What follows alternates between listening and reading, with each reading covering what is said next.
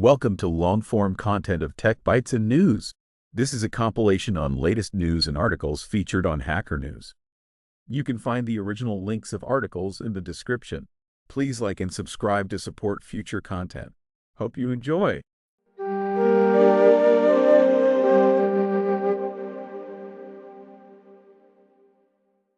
Welcome to Tech Bytes and News, your daily roundup of articles featured in Hacker News. Today, we're diving headfirst into a fascinating study. Detrimental Decibels, a study of noise levels in Vancouver's SkyTrain system. Buckle up, because it's a noisy ride. Ooh, sounds exciting. Is this about how loud the SkyTrain actually is? Precisely. These UBC students, Keelty and Samuelson, used a sound meter to measure noise levels on Vancouver's Expo and Canada lines. And guess what? The results are surprisingly revealing. Surprisingly revealing? I'm intrigued. What did they find? Well, the older Expo line cars were the loudest, consistently hitting higher decibel levels than the newer Expo cars and the Canada line. Think rumbling cacophony versus a more subdued hum. So the older trains are just noisier? Is that all? Not quite. While the average noise levels were within safe limits, there were significant peaks, those sudden, jarring loud noises that went way above the recommended 85 dBA. These peaks, they found, were frequent enough to potentially cause hearing damage with long-term exposure. Whoa! Even in the newer cars? That's a bit concerning, isn't it? I mean, how often are we talking about? Yeah, it is. They calculated the percentage of commute time spent above 85 dBA. On the Canada line, it's a relatively small 0.74%, but on the older Expo line cars, a whopping 14.8%. The newer Expo cars fall somewhere in between at 2.1%. That's a pretty big difference. So what's causing these noise spikes? Is it just the age of the trains? That's part of it, apparently. They suspect track wear and tear plays a role too. TransLink has been replacing tracks since 2017, but the study found that those improvements didn't seem to significantly impact the noise levels. Interesting. So what's the takeaway here? Should we all start wearing earplugs on the SkyTrain? Well, the study suggests that would be a good idea, especially for frequent riders. But the bigger picture is that this highlights a potential public health issue. TransLink has planned some additional maintenance, including new rail dampers and friction reducers, which could help. But more research is definitely needed. Definitely. This study really makes you think about the everyday sounds around us and their potential long-term effects. It's not just about the average noise level, but those intense peaks that can really do damage. Exactly. And it's a great example of how even seemingly mundane things, like a daily commute, can have hidden health implications. Thanks for joining us on Tech Bytes and News. We hope you found this discussion as informative and slightly alarming as we did. Remember to protect your hearing. Bye, everyone. Welcome to Tech Bytes and News, your daily roundup of articles featured in Hacker News. Today, we're diving into a fascinating article, Why I Switched to Firefox and Never Looked Back. Get ready for some browser battle action, folks. Ooh, browser wars. I'm all ears. Was it a case of Chrome fatigue or something more dramatic? Both, actually. The author's old PC was struggling under the weight of Chrome's resource hogging. But it wasn't just performance. Firefox offered a bunch of features Chrome lacks. Think superior tab management, a built-in Pocket integration, and even a ChatGPT button in the right-click menu. A ChatGPT button? Seriously? That sounds incredibly convenient. I'm always copying and pasting text into ChatGPT. But what about tab management? Chrome's tab management is, well, it exists. Exactly. Chrome's tab management feels like it's stuck in the 90s. Firefox View, on the other hand, is a game changer. It's this amazing overview of all your open tabs, easily searchable and sortable. You can even see tabs from other devices. It's like having a super-powered tab organizer. I see. Interesting. So it's not just about speed, but also about usability and additional features. What other cool things did Firefox offer? Oh, there's a whole lot more. Firefox Relay, for example, is a built-in privacy feature that gives you disposable email addresses to protect your real email. No more spammy signups. Plus, a built-in screenshot tool, picture-in-picture for videos, and a much more customizable omnibar. It's like they thought about user experience in a way Chrome hasn't in years. I'm intrigued. But surely Chrome has some advantages? I mean, it's the most popular browser for a reason, right? That's a good point.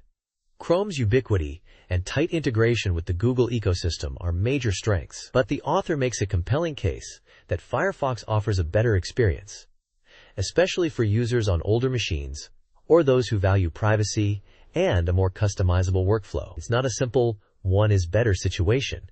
It depends on your priorities. So it's more of a best browser for you kind of thing? That makes sense. What was the author's final verdict? Completely sold. After just a week, they switched to Firefox on both their PC and phone and don't plan on going back. They even encouraged readers to give it a try. The author's enthusiasm is infectious. And honestly, after hearing all these features, I'm tempted to switch myself. Well, I'm definitely going to check out Firefox View. That alone sounds worth the effort. Thanks for the summary. You're very welcome. And that's all the time we have for today's Tech Bites and News. Join us tomorrow for another dose of Tech Talk. Goodbye, everyone. Bye-bye.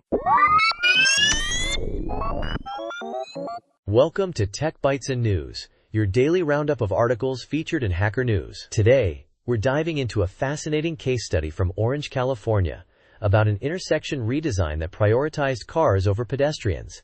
It's a real head-scratcher. Prepare to be amazed. Oh, I'm all ears. A college town, you say? Sounds like a recipe for disaster when you mix impatient drivers with a bunch of students. What's the lowdown? Exactly. So, Old Town Orange, super walkable, charming, right? Think quaint shops, restaurants, the whole 9 yards. Chapman University is right there, nestled in the heart of it all.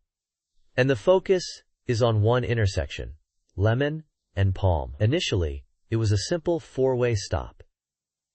Pedestrians always had the right of way. Perfectly functional, right? Sounds idyllic. What went wrong? Did someone spill coffee on the stop sign? Better than that. Chapman University, wanting to improve traffic flow, requested a traffic signal. They even offered to foot the $600,000 bill. The city, bless their hearts, conducted a traffic study and, lo and behold, found that a signal was justified. A $600,000 study to justify a traffic light? That sounds expensive. What were the results? Well, the study claimed increased pedestrian and vehicle traffic warranted a signal. They installed a pedestrian scramble, that fancy crosswalk where pedestrians have the right of way in all directions. But the reality is, it's a disaster. Drivers, now unburdened by stop signs, are speeding through, running red lights left and right. The whole thing is far less safe for pedestrians. So they spent a fortune to make things worse? That's inefficient. What about the pedestrians? Did they get anything out of this deal? Oh, they got a beg button. They have to press a button to even request to cross the street. It's slower, more inconvenient, and frankly, insulting. The whole point of a pedestrian scramble is to give pedestrians priority. But in this case, it's just a formality. The drivers are still in control. This is infuriating. So the whole expensive upgrade only saved drivers a few seconds? Seriously? Seconds! I'm not kidding. They speed through the intersection, only to slam on their brakes at the next stop sign or busy road. It's utterly pointless. The article highlights how this decision reflects a broader issue, prioritizing speed and traffic volume for drivers over pedestrian safety and comfort. It's a perfect example of short-sighted urban planning. They focused on a narrow metric, traffic flow, and completely ignored the bigger picture, pedestrian safety, and the overall quality of life in the neighborhood. It's a classic case of valuing cars over people. Precisely. And the worst part? This isn't an isolated incident. This Lemon and Palm intersection is a microcosm of what's happening in cities across the country. Every city has its own version of this problem. We need to shift our priorities. Prioritize pedestrians, create safer, more walkable environments, and stop sacrificing safety for the illusion of faster commutes. Absolutely. Thanks for highlighting this crucial issue. It's a stark reminder that we need to rethink our approach to urban planning and prioritize people over cars. It's time for a change. You said it. And that's all the time we have for today's Tech Bites and News. Thanks for tuning in, and remember to always look both ways, even if you have a beg button. Goodbye. Bye-bye. Welcome to Tech Bites and News, your daily roundup of articles featured in Hacker News. Today, we're we're diving deep into the fascinating world of servo motors versus stepper motors. Specifically, we'll be looking at speed, torque, and accuracy. A battle of the titans. Oh, this is exciting. I've always been a bit fuzzy on the differences. Is there a clear winner in this speed, torque, and accuracy showdown? Well, not exactly a clear winner, more like a "it depends" situation. It's all about the application. Think of it like choosing between a sports car and a pickup truck. Both are vehicles, but serve very different purposes.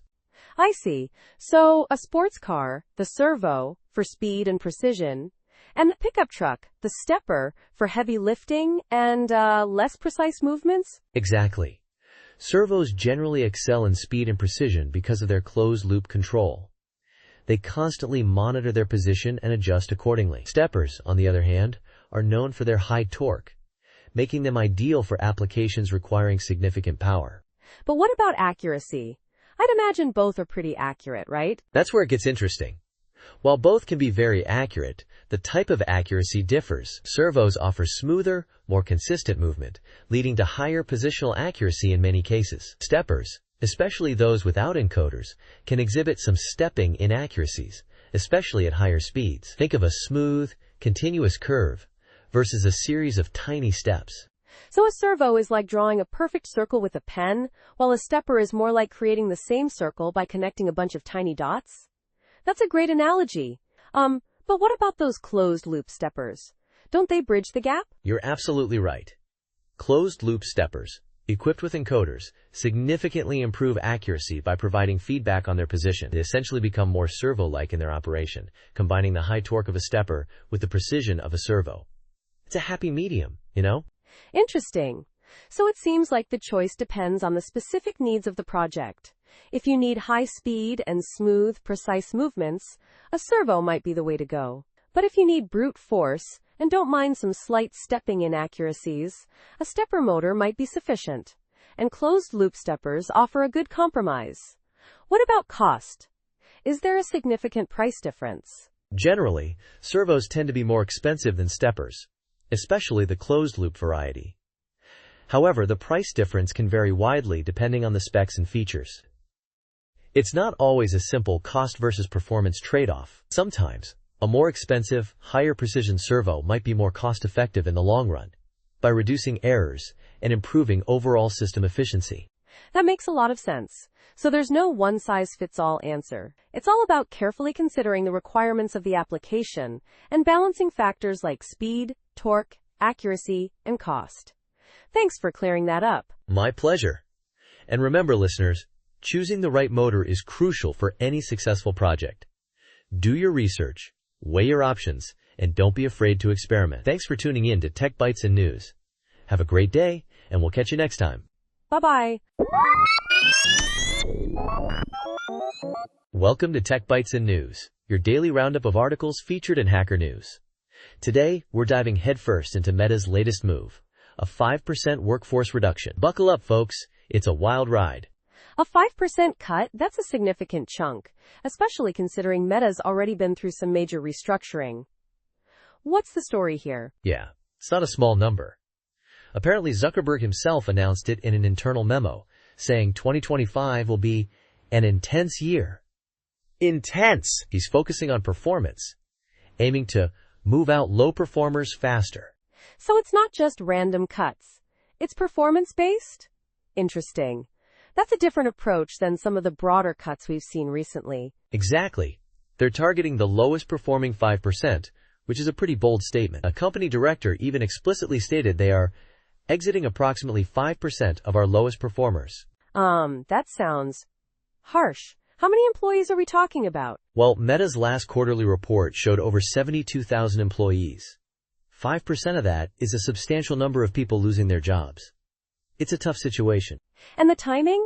This is coming after other significant changes, right? Like the shift away from third-party fact-checking? You got it. Zuckerberg recently announced they're ditching third-party fact-checking and moving to a community notes model, similar to what's on X. He even said something about prioritizing speech and getting back to their roots. It's quite a shift. It does seem like a pretty significant change in philosophy. I wonder what the long-term implications of that will be, and how does this relate to the reported moves to align more closely with President-elect Trump? That's a great point. The article mentions Meta making several operational changes to build closer ties with President-elect Trump. It's all very interconnected, isn't it? It's a complex situation with many moving parts. It certainly is.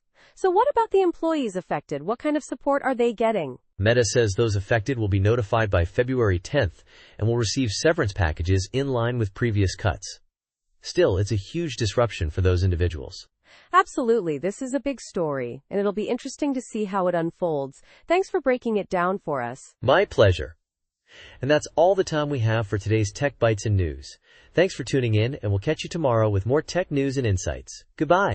Bye-bye. Welcome to Tech Bites and News, your daily roundup of articles featured in Hacker News. Today, we're diving into the fascinating world of FreeBSD suspend/resume functionality. Get ready for some serious geeky goodness. Oh, I'm all ears. FreeBSD, huh? I always wondered how that handled suspend/resume compared to, say, Windows. Is it a smooth operation or a bumpy ride? Well, according to this blog post, it's surprisingly smooth. The author, a sysadmin with 2 decades of FreeBSD experience, has been testing it extensively. 20 years? That's dedication. So, what's the secret sauce? Some magical FreeBSD incantation? Not exactly magic, more like meticulous configuration. He's been using it on ThinkPads for years, and even shared videos of FreeBSD 12.2 handling suspend/resume flawlessly. He's now tested it on FreeBSD 14.1, and it still works like a charm. Impressive. But why 14.1 and not the latest 14.2? Is it a case of, if it ain't broke, don't fix it?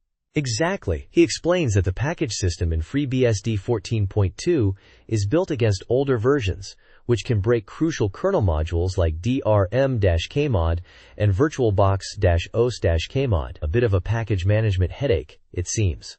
Ah, the joys of open source package management.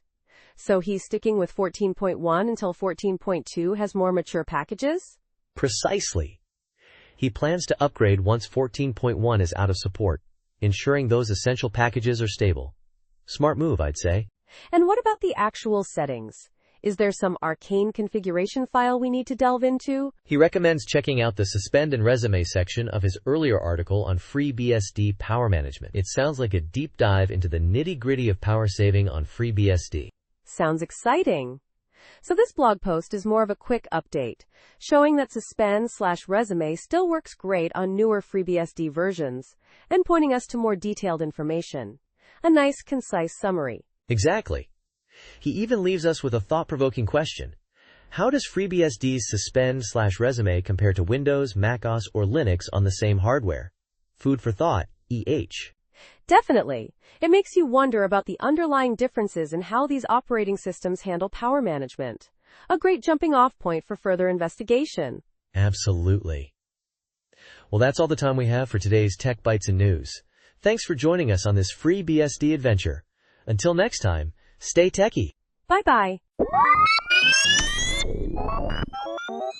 Welcome to Tech Bites and News, your daily roundup of articles featured in Hacker News. Today, we're diving headfirst into a truly wild statistic. A shocking 1 in 5 online job postings are either fake or never actually filled. Can you believe it? 1 in 5? That's a lot. I mean, that's a whole fifth of the job market potentially wasting people's time. It's like a digital ghost town out there. Exactly. The article calls them ghost jobs, and it's a real problem. The study, based on data from Greenhouse, a hiring platform, shows that between 18% and 22% of advertised jobs are either completely fabricated or, even worse, posted with no intention of ever filling the position. It's a massive waste of time and energy for job seekers. So are companies just doing this to make themselves look good, like faking growth? That's exactly one of the theories. Some speculate it's a corporate strategy to inflate their apparent growth, hitting those quarterly goals without actually hiring anyone. It's a bit cynical, isn't it? Like creating a false sense of hope in a tough job market. It's incredibly frustrating. Imagine spending hours crafting the perfect resume and cover letter, only to find out the job was never real. It's demoralizing, to say the least. I mean, Serena Dao, mentioned in the article, applied to 260 jobs before landing her current role? That's insane. Absolutely. And the article highlights that this ghost job phenomenon has been growing for a while now. It's not a new thing, but it's definitely getting worse. The sheer volume of applications someone like Serena had to send out. It's soul-crushing, as the Greenhouse president put it. So what can job seekers do to protect themselves? Is there any way to spot these fake postings? Well, the article mentions that both Greenhouse and LinkedIn are now offering job verification services. That's a positive step. It's like getting a fact check for job postings, verifying if a position is legit before investing your time and effort. That's good to know. It's a bit like how we have fact-checking for news articles now, right? We need that same level of verification for job postings to combat this ghost job epidemic. It's a bit of a horror show, as the president of Greenhouse said, but at least there are some solutions emerging. Precisely. It's a step in the right direction. But we also need to be aware of the red flags, things like vague job descriptions, unrealistic salary expectations, or requests for personal information early in the process should all raise a red flag. Always be cautious and do your research. Definitely. It's a tough job market, but we need to be smarter and more discerning about where we apply. Thanks for shedding light on this important issue. It's a problem that affects so many people. My pleasure.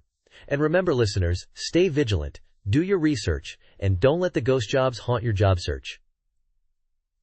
Thanks for tuning in to Tech Bytes and News. Have a great day, and we'll catch you next time. Bye-bye. Welcome to Tech Bytes and News, your daily roundup of articles featured in Hacker News. Today, we're diving deep into the fascinating world of Mr. Beast and how his empire is built not on altruism, but on algorithmic mastery. Get ready for a wild ride. Whoa, hold on a second. Algorithmic mastery? I thought Mr. Beast was all about massive charitable acts. What gives? That's the surface-level narrative, my friend. The article we're discussing, In the Belly of the Mr. Beast, argues that Mr. Beast's success isn't about the content itself, but his understanding of YouTube's algorithm. It's a masterclass in platform optimization. So he's basically gaming the system? Is that ethical? Ethical is a loaded word here. The article suggests Mr. Beast's authenticity is a carefully crafted performance, honed by years of studying YouTube's metrics: click-through rate, average view duration, average view percentage. He's not just making videos. He's engineering viral sensations. 20,000 to 30,000 hours of studying minor details like lighting? That's dedication, even if it's a little obsessive. I mean, who knew good lighting at the start of a video could make such a difference? Exactly. The article highlights a leaked onboarding guide from Mr. Beast's production company. It's all about maximizing those metrics. The goal isn't to make the best video, the funniest video, or even the highest quality video. It's to make the best YouTube video. The platform is the canvas, and the algorithm is the paintbrush. So the content is secondary to the optimization? That's a bold claim. It is. But the article backs it up. Mr. Beast himself says, "The goal of our content is to excite me. But even that excitement is filtered through the lens of those key metrics." Self-reinforcing loop. He's not just creating content. He's creating a system that creates more content. This is unsettling. It makes you wonder about the nature of authenticity in online content creation. Is anything truly genuine anymore? That's a great point. The article touches on that, referencing a concept of interpolation, where creators are shaped by audience feedback to the point where their persona becomes indistinguishable from their online presence. They're not creators, but creations of the platform.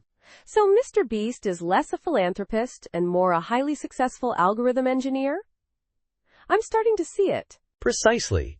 He's a master of the YouTube apparatus, a system that rewards engagement above all else. Even his choice of collaborators, like Chris Tyson, is strategic. Chris's information diet of cartoons and goofy content is optimized for humor, directly influencing his comedic performance. It's all interconnected. It's like a perfectly tuned machine. But is it sustainable? Will this algorithmic approach always work? That's the million-dollar question. The article suggests that Mr. Beast's long-term vision is to simply grow his viewership exponentially. There's no deeper meaning, no grand artistic vision, just relentless optimization. Whether that's sustainable in the long run remains to be seen. This is mind-blowing. Thanks for breaking it down. It's a whole new perspective on Mr. Beast and the YouTube ecosystem. My pleasure. And that's all the time we have for today's Tech Bites and News. Join us tomorrow for more insightful discussions on the ever-evolving world of technology and online culture. Goodbye, and have a great day. Bye-bye.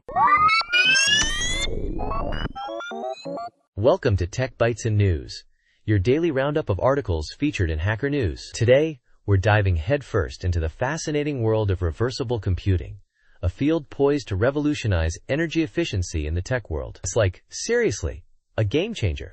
Whoa, hold on a sec. Reversible computing?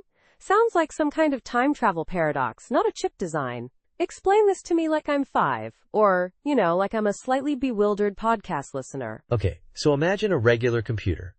Every time it erases information, a bit, a 0, a 1, it loses energy as heat. That's Landauer's principle, a fundamental law of physics. It's like, the universe's way of saying, hey, information isn't free. But reversible computing? It's all about doing calculations without ever erasing anything. It's like a perfectly choreographed dance where every step is reversed, leaving no trace. So, no wasted energy? Like magic? But how does that even work? I'm picturing some incredibly complex, mind-bending circuitry. Not magic, but clever engineering. It involves cleverly designing circuits that can be reversed, kind of like unwinding a calculation. Think of an XOR gate. Normally, you can't get the original inputs back from the output, but in reversible computing, they add an extra output, a copy of an input, making it reversible. It's like having a cheat sheet for the universe. I see a cheat sheet for physics. Interesting. But the article mentions Ver Computing and their ambitious goals. What's their approach? Are they using some exotic materials or something? Nope, they're sticking with good old CMOS technology. They're not reinventing the wheel, just cleverly using it. Their trick is embedding the circuits in resonators. Think of it like a pendulum. Each swing performs a computation, and the downswing recovers the energy. It's incredibly elegant, really. A pendulum? Seriously? That's unexpected. But does it actually work? I mean, doesn't every real-world system lose some energy due to friction? You're right, there's always some energy loss. But Ver aims to minimize that loss using clever resonator designs. They're starting with LC resonators, which are easier to implement. But they're also working on MEMS resonators, which promise near-perfect energy recovery. They're aiming for a 4,000x energy efficiency improvement, which is, pretty darn impressive. 4,000 times? That's mind-blowing. But that's a long-term goal, right? What's their current progress? Exactly. They're starting small. Their first prototype, a reversible adder, is expected in early 2025. Then, they're aiming for an AI inference processor by 2027. The 4,000x improvement is still a ways off, maybe 10 to 15 years. But the potential is undeniably huge. This isn't just incremental improvement. This is a paradigm shift. It sounds like a huge undertaking. What are the main challenges they face, besides, defying the laws of thermodynamics? Slightly. Haha, yeah, that's a big one. But seriously, they're facing challenges in custom manufacturing and integrating the resonators with the logic circuits. It's not just about designing the circuits. It's about building them efficiently and at scale. But if they succeed, the implications for everything from smartphones to supercomputers are enormous. This is truly fascinating. It seems like reversible computing could be a key to unlocking a future of sustainable and incredibly powerful computing. Thanks for breaking it down for us. My pleasure. And that's all the time we have for today's Tech Bites and News. Join us tomorrow for more exciting explorations into the world of technology. Bye. And have a great day. Bye-bye. Welcome to Tech Bites and News, your daily roundup of articles featured in Hacker News. Today, we're diving into the fascinating evolution of the English sentence, a journey from sprawling, multi-clause behemoths to more concise, modern structures. Think of it as a linguistic game of Jenga, where some blocks are added, others are removed, and the whole tower shifts over time. Ooh, I'm hooked already. So what's the big picture here? Is English getting simpler or more complex? That's the million-dollar question, isn't it? The article argues that it's both, actually. It's a complex interplay of factors. We start with the observation that the iconic opening sentence of the Declaration of Independence, a monster of 71 words and 8 clauses, is, well, not exactly everyday conversation. Right, that's a mouthful. So it's not just about the length, but the structure too, like how those clauses are nested together? Exactly. Linguists call this recursion the ability to embed clauses within clauses, potentially infinitely. Chomsky even suggested it's uniquely human, the key to our infinite sentence-generating capacity. But the twist is, not all languages are so recursive. Many prefer shorter, simpler sentences. So is it a brain thing or a language thing? Are some brains just wired for more complex sentences? Nope. The article makes a strong case that it's mostly about language evolution, not biological evolution. All humans have the same basic brain wiring, but the languages we speak evolve differently. Think of it like different animal species adapting to different environments. Some languages develop complex sentence structures, others don't. Interesting. So what drives this linguistic adaptation? Is it writing? Bingo! The article suggests writing plays a huge role. Oral languages, for the most part, tend to be less complex. Written languages, especially those with long histories, develop more elaborate sentence structures. Think about it. Writing allows for planning, revision, and a detachment from the immediate constraints of speech. I see. So written languages have more time to think about their sentences. But what about languages that have complex sentences without a long writing tradition? Good point. The article acknowledges that some oral languages do have complex sentences, but often this complexity arises from contact with written languages. Words and structures spread, influencing the syntax of other languages. It's like a linguistic cross-pollination.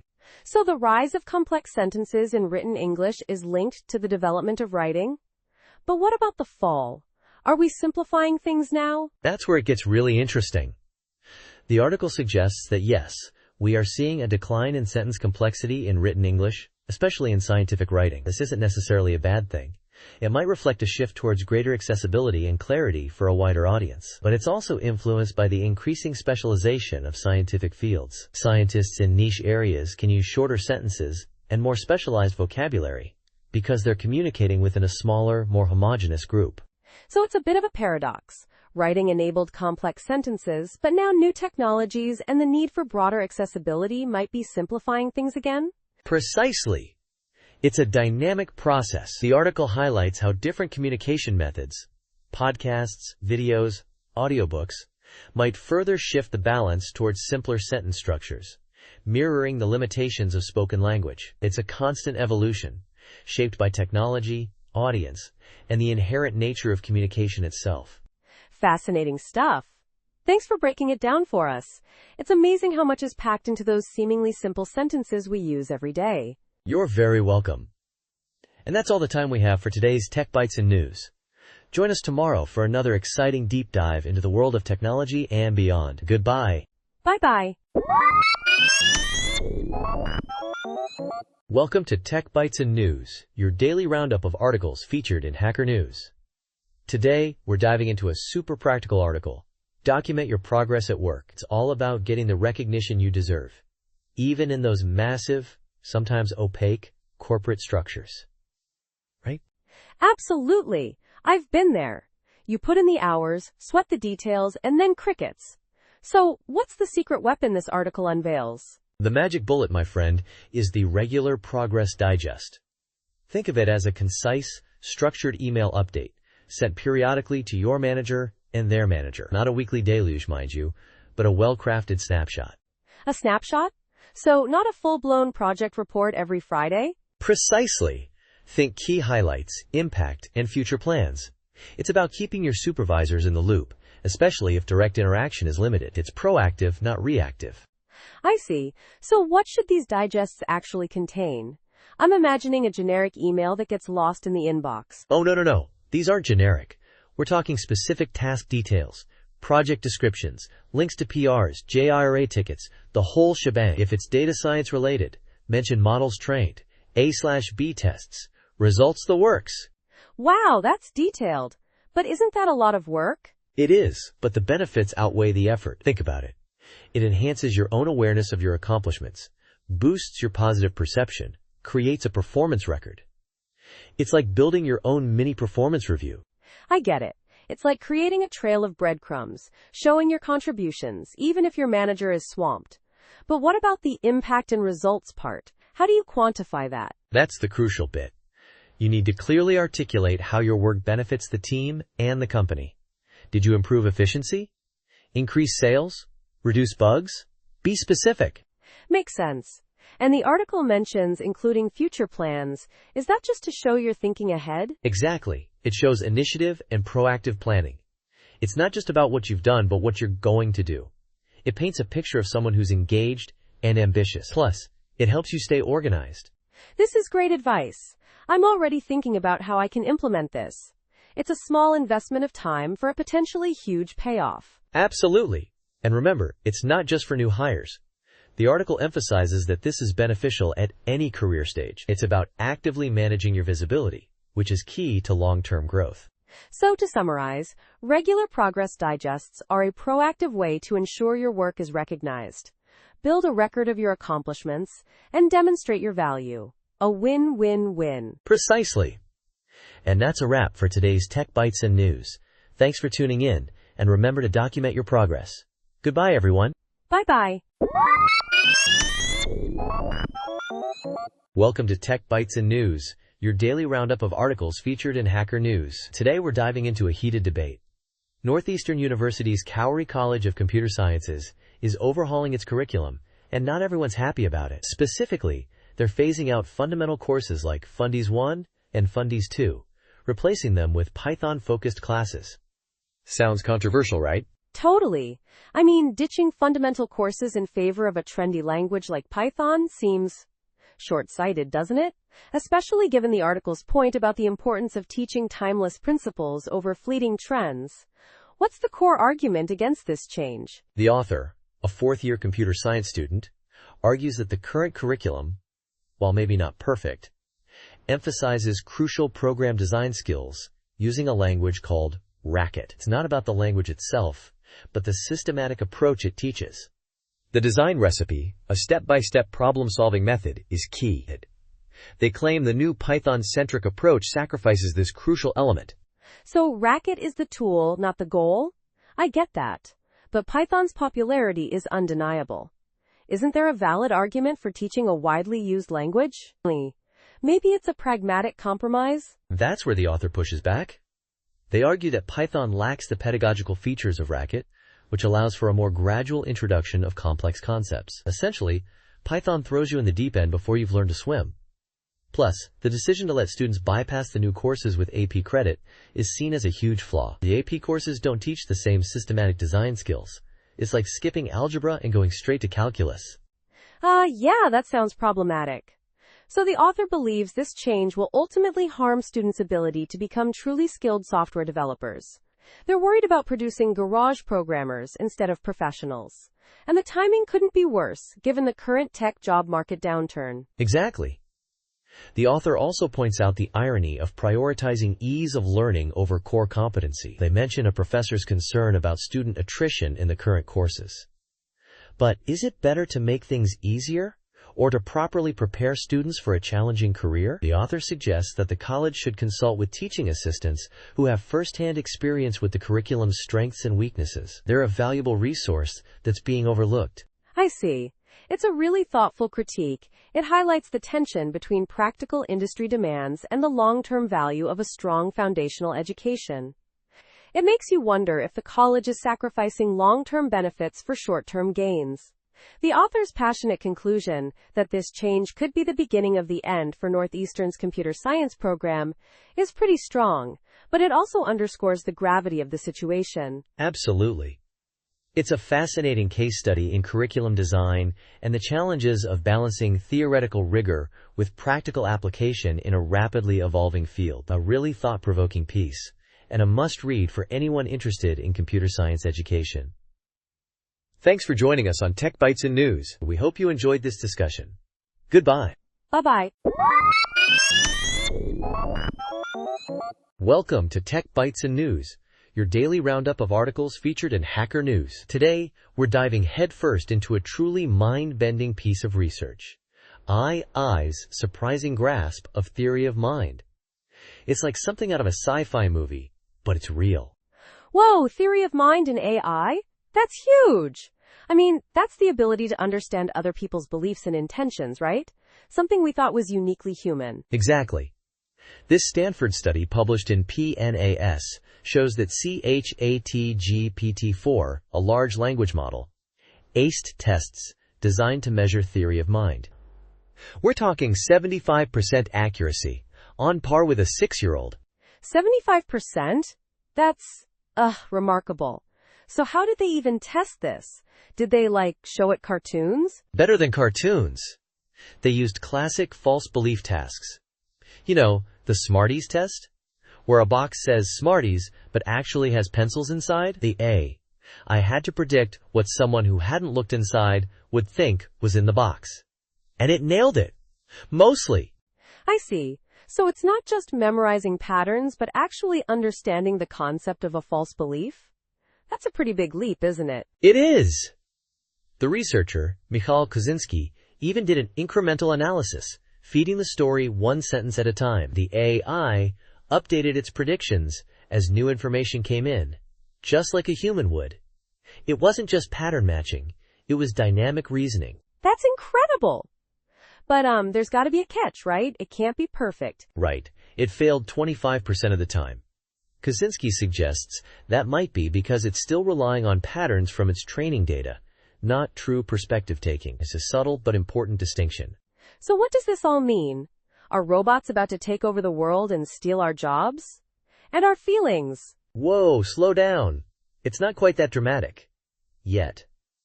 But it does raise some serious questions about AI's capabilities and the future of, well, everything. Kosinski himself points out that this is just the beginning.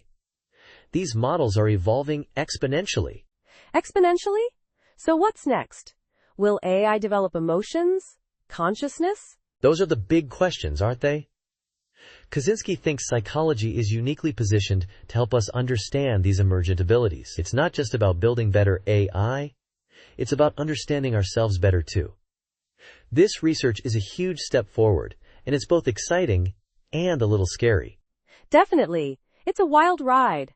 Thanks for breaking this down for us. My pleasure. And to our listeners, thanks for tuning in to Tech Bites and News. Join us next time for more fascinating insights into the ever-evolving world of technology. Goodbye. Bye-bye. Welcome to Tech Bites and News, your daily roundup of articles featured in Hacker News. Today, we're diving into a seriously exciting opportunity. A founding full-stack engineer role at Craniometrics, a Y Combinator company tackling Alzheimer's care. This isn't your average job posting, folks. No kidding. A CTO track? That's ambitious. What's the gist of what they're building? Exactly. They're creating a one-stop shop for Alzheimer's care. Think of it as a comprehensive platform to help manage the complexities of the disease, making life easier for caregivers and improving patient outcomes. They've already secured millions in funding and contracts. This is a serious operation. Millions? Wow. So what are they looking for in this founding engineer? Besides the obvious coding skills, I mean. Well, they need someone with at least 3 years of experience, solid React/TypeScript and Python skills. The ideal candidate is a proactive problem solver, comfortable in a fast-paced environment. Think Startup Ninja. Startup Ninja, I like it. Are there any other desirable skills? Anything beyond the basics? They mentioned DevOps experience, familiarity with Fast API, Vite, and Supabase. Those are all pretty hot right now. Plus, experience with agile methodologies is a plus. And, get this, HIPAA compliance and healthcare data experience. That's a big one. HIPAA compliance?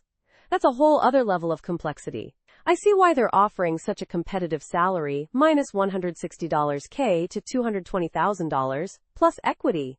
That's not chump change. Absolutely.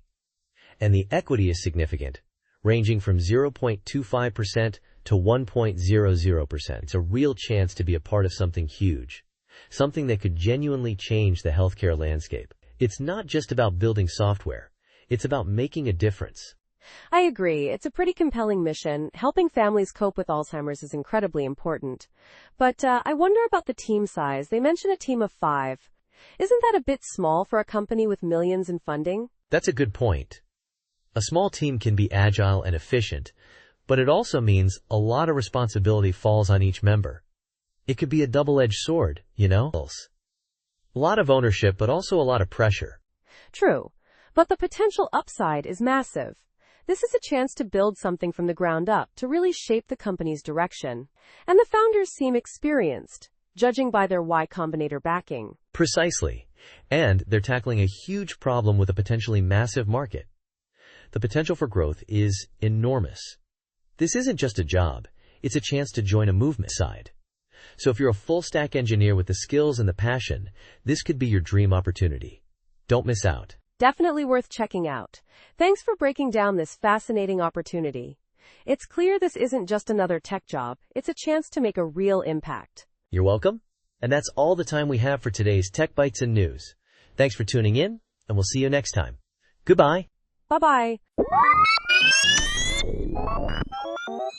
Welcome to Tech Bites and News, your daily roundup of articles featured in Hacker News. Today, we're diving into a fascinating project, Bobble, a tool for creating 3D graphics using math. It's incredibly cool. Math-based 3D graphics? Sounds intensely geeky and awesome. What's the core idea? The core is using signed distance functions, or SDFs. Think of them as mathematical descriptions of shapes. You define a function that tells you the distance from any point in 3D space to the nearest point on the surface of your shape. Brilliant! I see. So instead of defining shapes with vertices and faces, you're defining them with equations? Exactly. And the beauty is you can combine these functions, rotate, translate, scale them, all through function composition. It's elegant and powerful. But the initial implementation, written in GLSL, was messy. Uh-oh. Sounds like a classic case of elegant idea, messy implementation. What went wrong? The author, Ian Henry, initially used GLSL, which lacks first-class functions. So each operation, rotation, scaling, required manual coordinate transformations. It became incredibly verbose and hard to maintain. A real headache. So he built Bobble to solve this? What's Bobble then? Bobble is a tool he created to make working with SDFs easier. It's a higher-level language that compiles down to GLSL, allowing for functional composition of SDF operations. He used Janet, a Lisp-like language, as the high-level interface. Ingenious! So Janet acts as a kind of pre-processor for GLSL? That's a clever approach.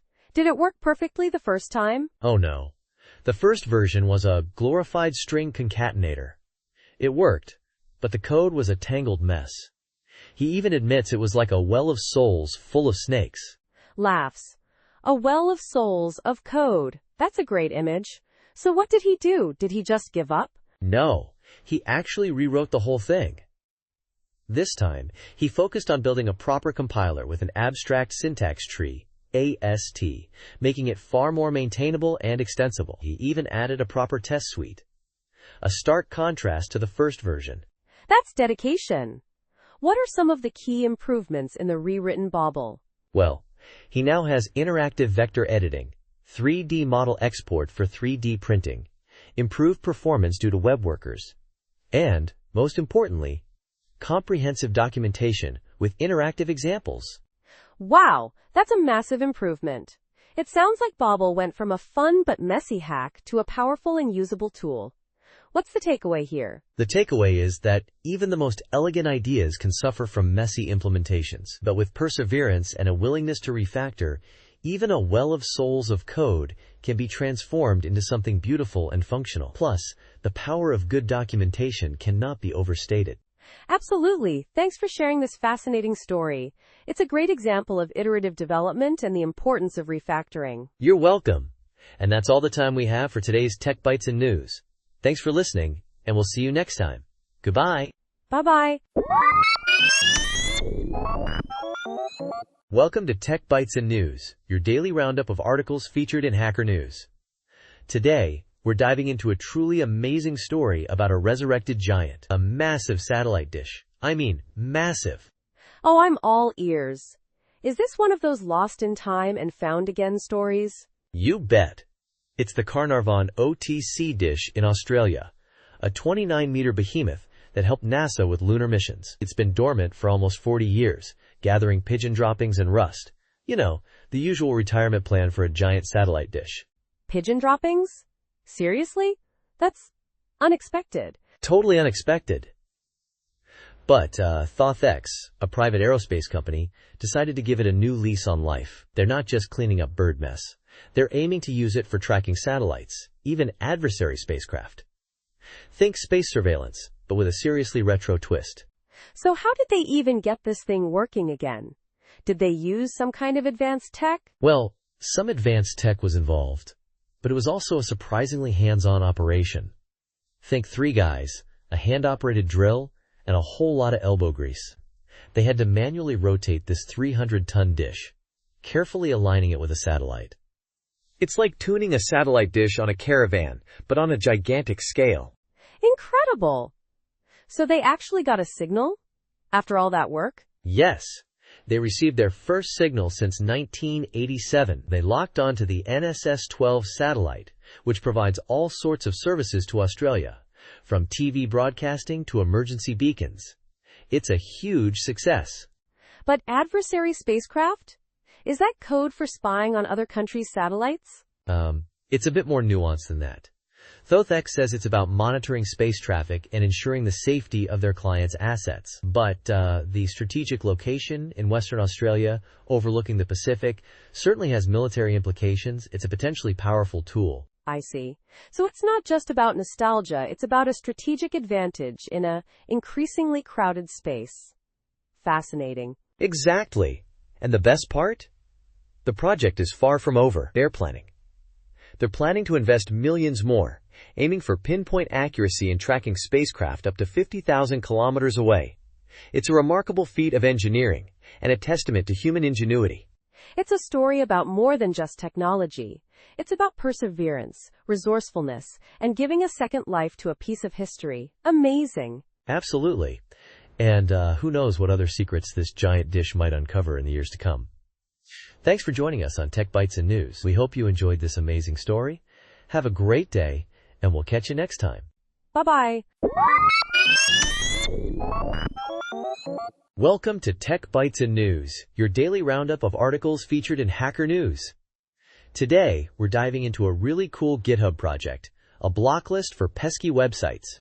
It's called Bad Website Block List, and it's designed to banish those annoying spammy sites from your search results. Ooh, sounds like a lifesaver. I'm constantly battling those AI-generated garbage articles and clickbait. So how does this thing actually work? Is it some kind of magical internet filter? Not magic, but pretty darn clever. It uses uBlock Origin, a popular browser extension. You subscribe to this block list within uBlock Origin, and boom, those unwanted sites are blocked before they even show up in your search results. It's like having a personal search engine bouncer. Very effective. I see. So it's not a standalone search engine, but rather an add-on that works with existing ones? That's pretty neat, does it?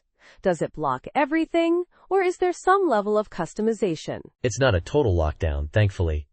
It focuses on spam, AI-generated fluff, and those thinly veiled ads disguised as informative articles. You know, the ones that promise amazing secrets but deliver only disappointment? Those are the targets. Exactly. Those are the worst. So how does the creator keep this list updated?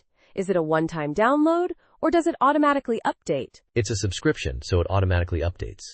The creator, Popcar2, has done a great job of keeping it current. They even have a system where each blocked website has its own issue, explaining why it's on the list. It's incredibly well organized. Impressive. That's a really thoughtful approach to transparency and maintainability. It makes it easy to understand why certain sites are blocked, and it also allows for community contributions, right? Absolutely. The project encourages contributions. If you find a site that should be added, you can create an issue on the GitHub repo. They even have a contributing .md file, which is always a good sign of a well-maintained project. Very professional. This sounds incredibly useful. I'm definitely going to check this out. One question, though. Does it impact search engine functionality in any negative way? Like, does it slow down searches or anything? Not that I've noticed. The impact is purely on the results shown, not the speed of the search itself. Think of it as a filter, not a performance modifier. It's very lightweight and efficient. Very well designed. That's reassuring. So, to summarize, we've got a GitHub project, Bad Website Block List, which uses uBlock Origin to filter out spam and low-quality websites from search results. It's actively maintained, transparent, and encourages community contributions. Sounds like a win-win. Exactly. A fantastic tool for anyone tired of wading through endless garbage to find actual useful information online. Give it a try, listeners, and let us know what you think. Thanks for tuning in to Tech Bytes and News. Have a great day. Bye-bye. Welcome to Tech Bytes and News, your daily roundup of articles featured in Hacker News. Today, we're diving deep into Canva's recent outage, a fascinating case study in system saturation and, surprisingly, resilience. It all started with a seemingly innocuous deployment, you know? Right, a new version of their editor page.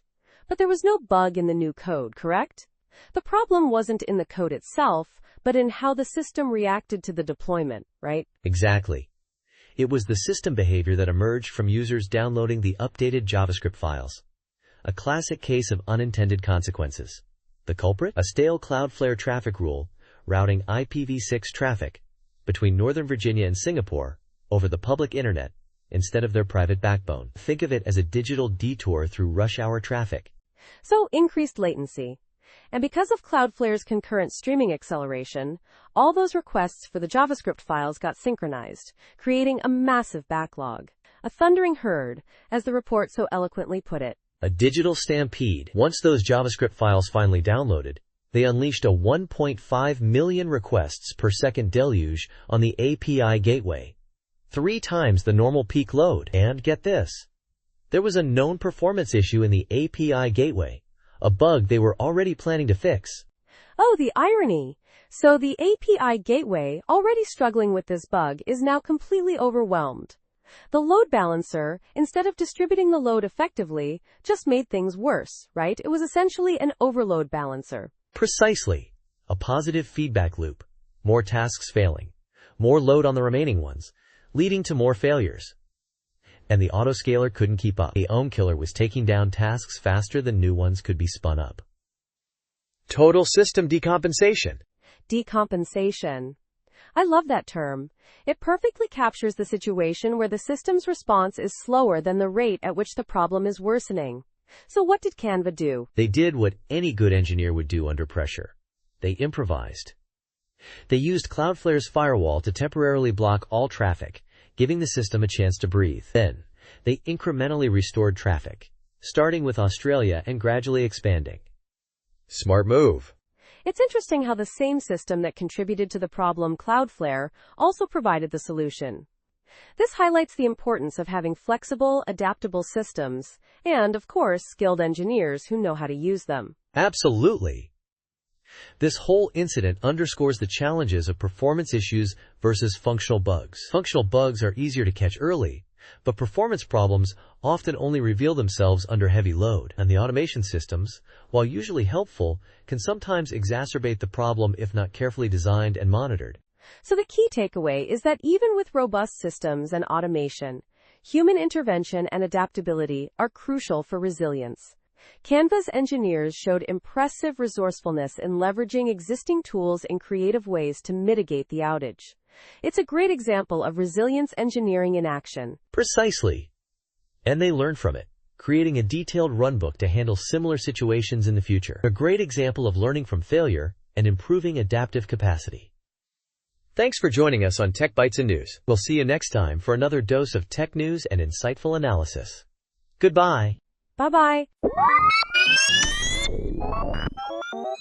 Welcome to Tech Bytes and News, your daily roundup of articles featured in Hacker News. Today we're diving into a seriously juicy security vulnerability uncovered by Truffle Security. Millions of accounts, potentially yours, are at risk because of a flaw in Google's Sign In with Google. Whoa. Millions? That's a huge number. What's the core problem here? Is it a Google problem or something else? It's a fascinating interplay of several things. The root cause lies in how Google's OAuth handles domain ownership and the "HD" and "email" claims it uses for authentication. Essentially, if a startup goes belly up, someone can buy their domain and, get this, use those old employee emails to access their SaaS accounts? Wait, so someone buys a defunct company's domain and suddenly has access to their old employees' ChatGPT, Slack, Notion, even HR systems with sensitive data like social security numbers? That's insane. Precisely.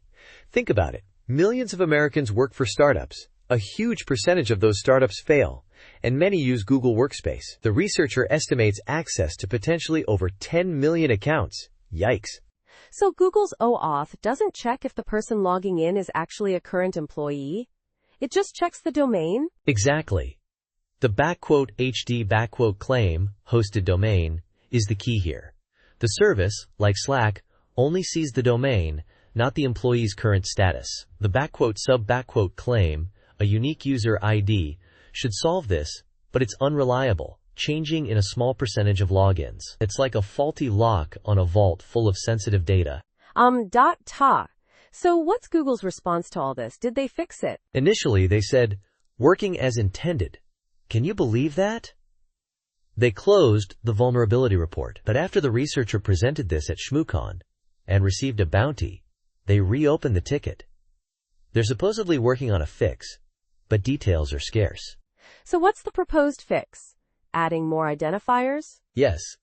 The researcher suggests 2 immutable identifiers, a unique user ID and a unique workspace ID tied to the domain. This would make it impossible to use an old domain to access accounts. It's a simple, elegant solution, really. It seems so obvious now that you explain it. But what about password resets? Couldn't attackers just reset passwords using the old domain email? That's a valid concern.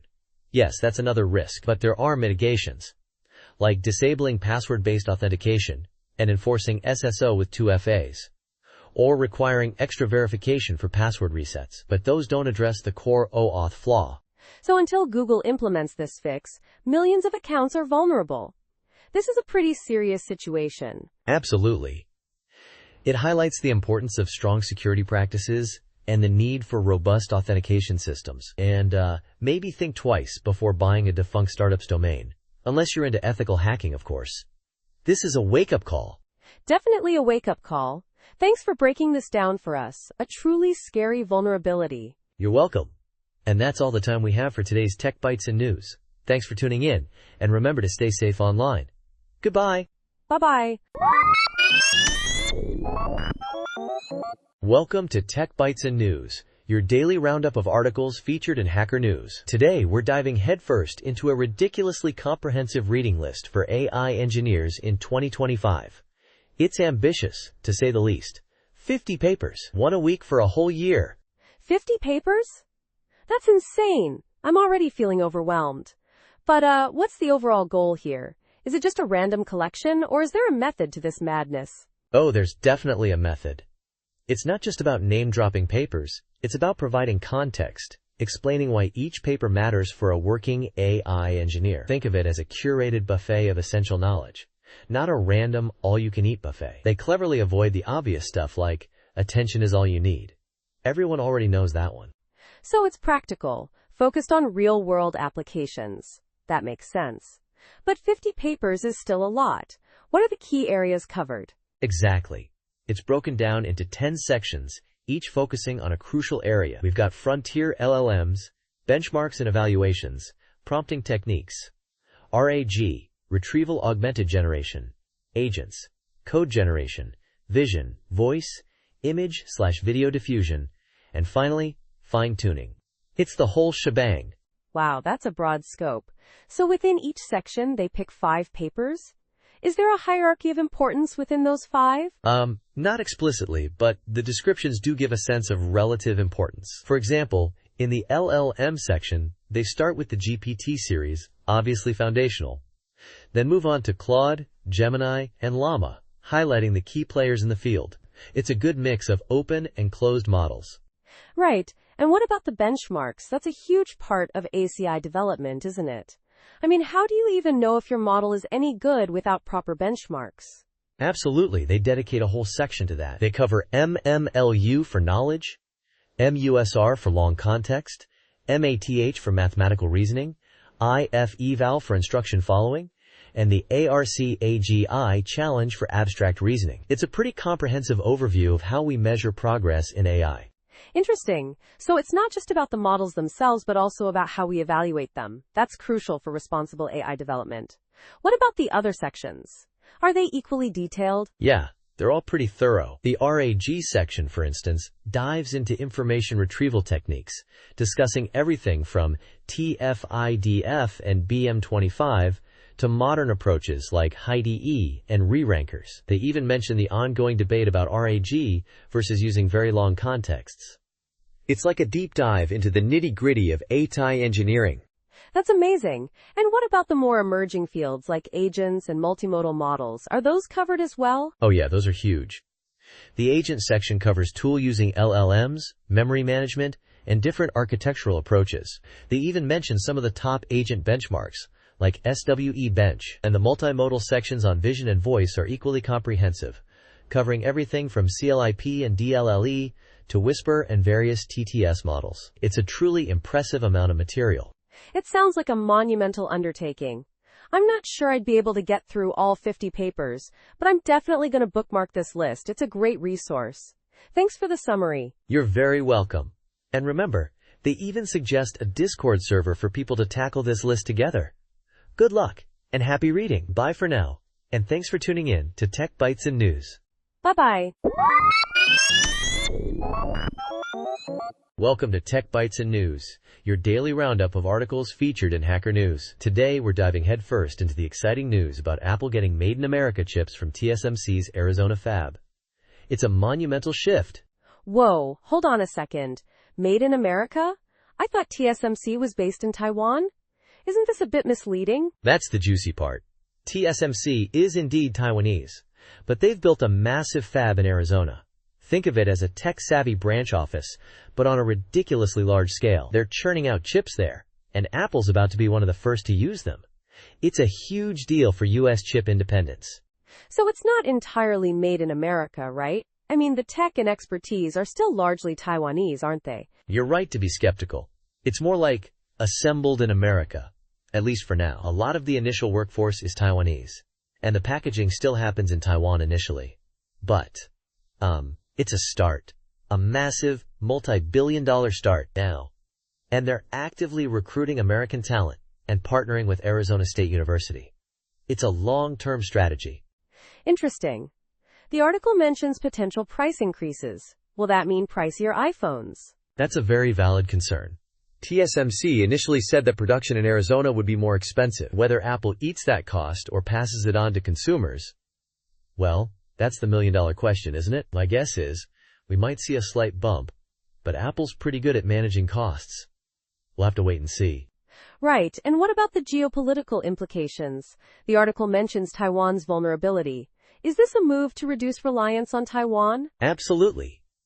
The U.S. is heavily reliant on Taiwan for advanced chips, and that's a risky situation given China's ambitions. This Arizona fab is a significant step towards diversifying the supply chain and boosting U.S. semiconductor production. It's a big win for national security, too. I see, but the article also points out that even with Arizona production, some processes, like packaging, still happen in Taiwan. Isn't that a bit of a bottleneck? It is, for now. But TSMC is building a packaging facility in Peoria, Arizona, too. Once that's online, the whole process will be significantly more localized. It's a phased approach, a step-by-step strategy to reduce reliance on a single location. Think of it like building a complex Lego castle. You don't just plop down all the pieces at once. That makes sense. So overall, it's a positive development, even with the current limitations. A significant step towards U.S. chip independence. Precisely. It's not a complete solution overnight, but it's a massive step in the right direction. And with the CHIPS and Science Act providing further support, the future of American chip manufacturing looks brighter than ever. Exciting times ahead. Thanks for tuning in to Tech Bytes and News. Have a great day. Bye-bye. Welcome to Tech Bytes and News, your daily roundup of articles featured in Hacker News. Today, we're diving into a fascinating article by Jose Valim on data evolution using set theoretic types. It's a real brain teaser, but incredibly relevant for anyone working with libraries and maintaining backward compatibility.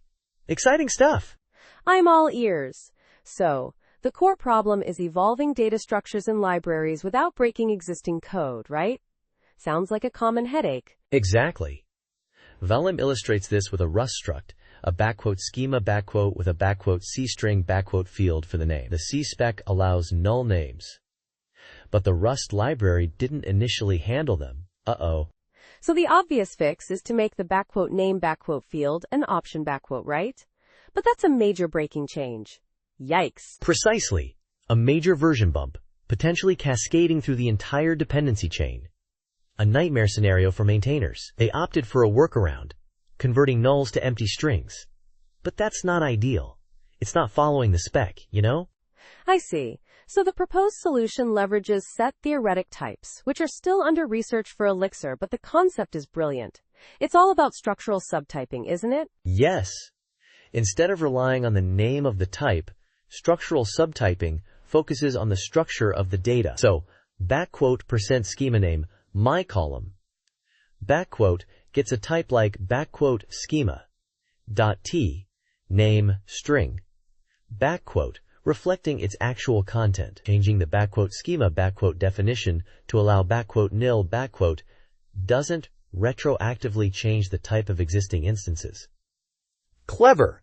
Okay, I'm following, but how do you handle functions that operate on these schemas? If a function expects a string, and suddenly gets a nil it'll crash, right? That's where revisions come in. Valim suggests adding explicit revisions to the struct definition, like this, revision 2 do name, string, or nil end, The compiler then generates function signatures that enforce what he calls the revision preservation property. Revision preservation. What does that mean exactly? I'm a little lost here. It means the function signature guarantees it'll return a schema of the same revision it received. If you give it a v1 schema, no nil s, it returns a v1 schema. If it's a v2 schema, it returns a v2 schema. The compiler does the heavy lifting to ensure this. Pretty neat, huh? That's surprisingly elegant. So the compiler figures out all the possible type combinations based on the revisions and enforces the rules? It's like magic. Exactly. It uses set operations unions, intersections, negations, under the hood to generate the appropriate type signatures. It's not magic, but it's pretty darn close. The article even goes into the formalization. For the truly type curious, it's mind-blowing. I think I need to reread that section a few times. But the overall idea is that library authors can evolve their schemas gradually, adding revisions as needed, without immediately breaking all their users. And applications can choose which revisions they support. Precisely. It's a powerful mechanism for managing backward compatibility in libraries. The article also discusses how this approach handles transitive dependencies, allowing for piecemeal upgrades. It's a game changer. This is a really insightful approach to a very common problem. It seems like a significant advancement in how we handle data evolution in typed languages. I'm excited to see how this develops. Absolutely. It's a testament to the power of well-designed type systems. And that's it for today's Tech Bytes and News. Thanks for joining us. We hope you enjoyed this deep dive into the world of set theoretic types and data evolution. Goodbye. Bye-bye. Welcome to Tech Bytes and News, your daily roundup of articles featured in Hacker News.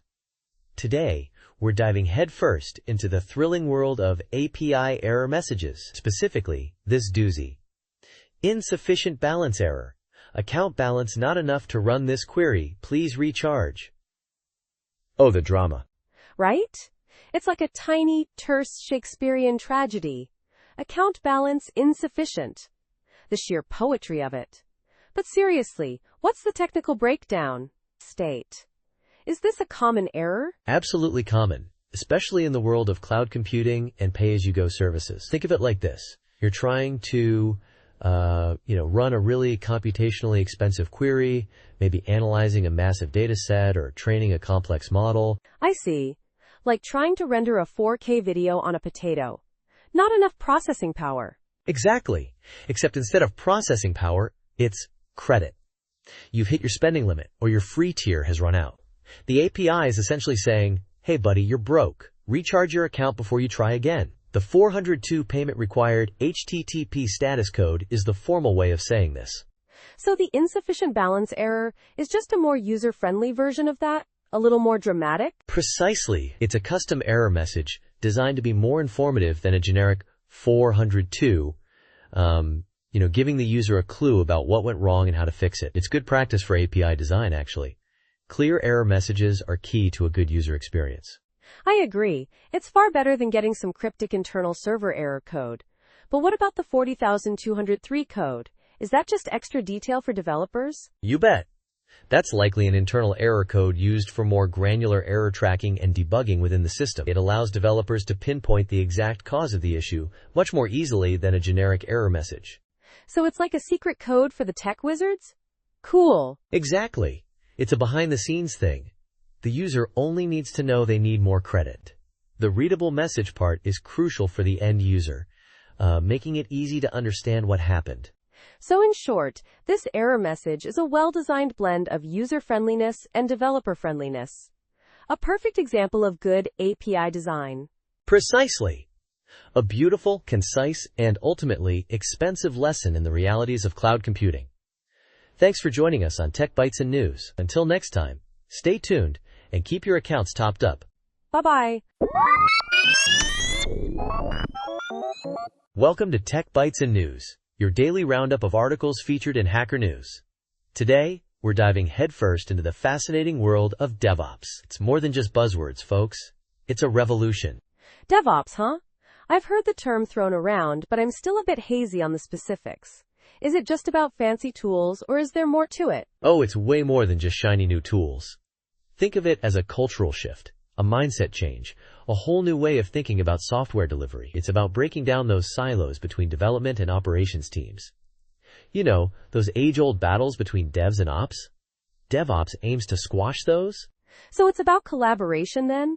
Getting everyone on the same page? Exactly.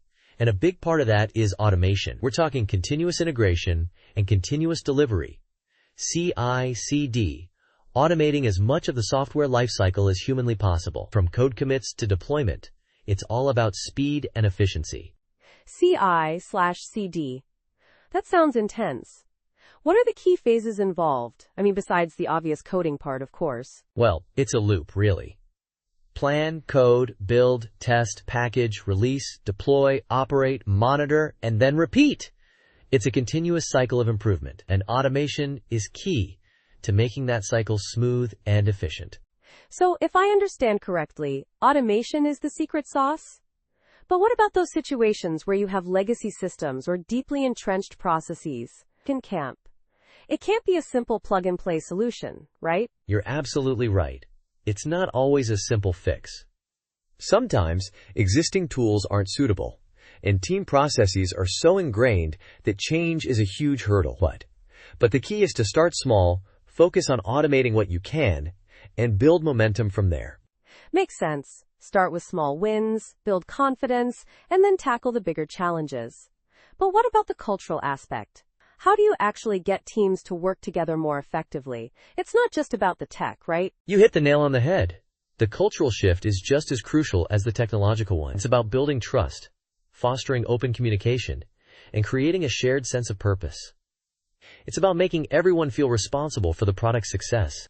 So it's about creating a generative work culture, as the article mentions. That sounds almost utopian, to be honest. But the benefits seem pretty significant. Faster releases, higher quality software, happier teams. Precisely. And that's why DevOps is such a game changer. It's not just about improving the process. It's about fundamentally changing the way we approach software development and delivery. It's about building better software, faster, and with happier, more collaborative teams. This has been incredibly insightful. Thanks for breaking down DevOps for us. I feel much more informed now. My pleasure.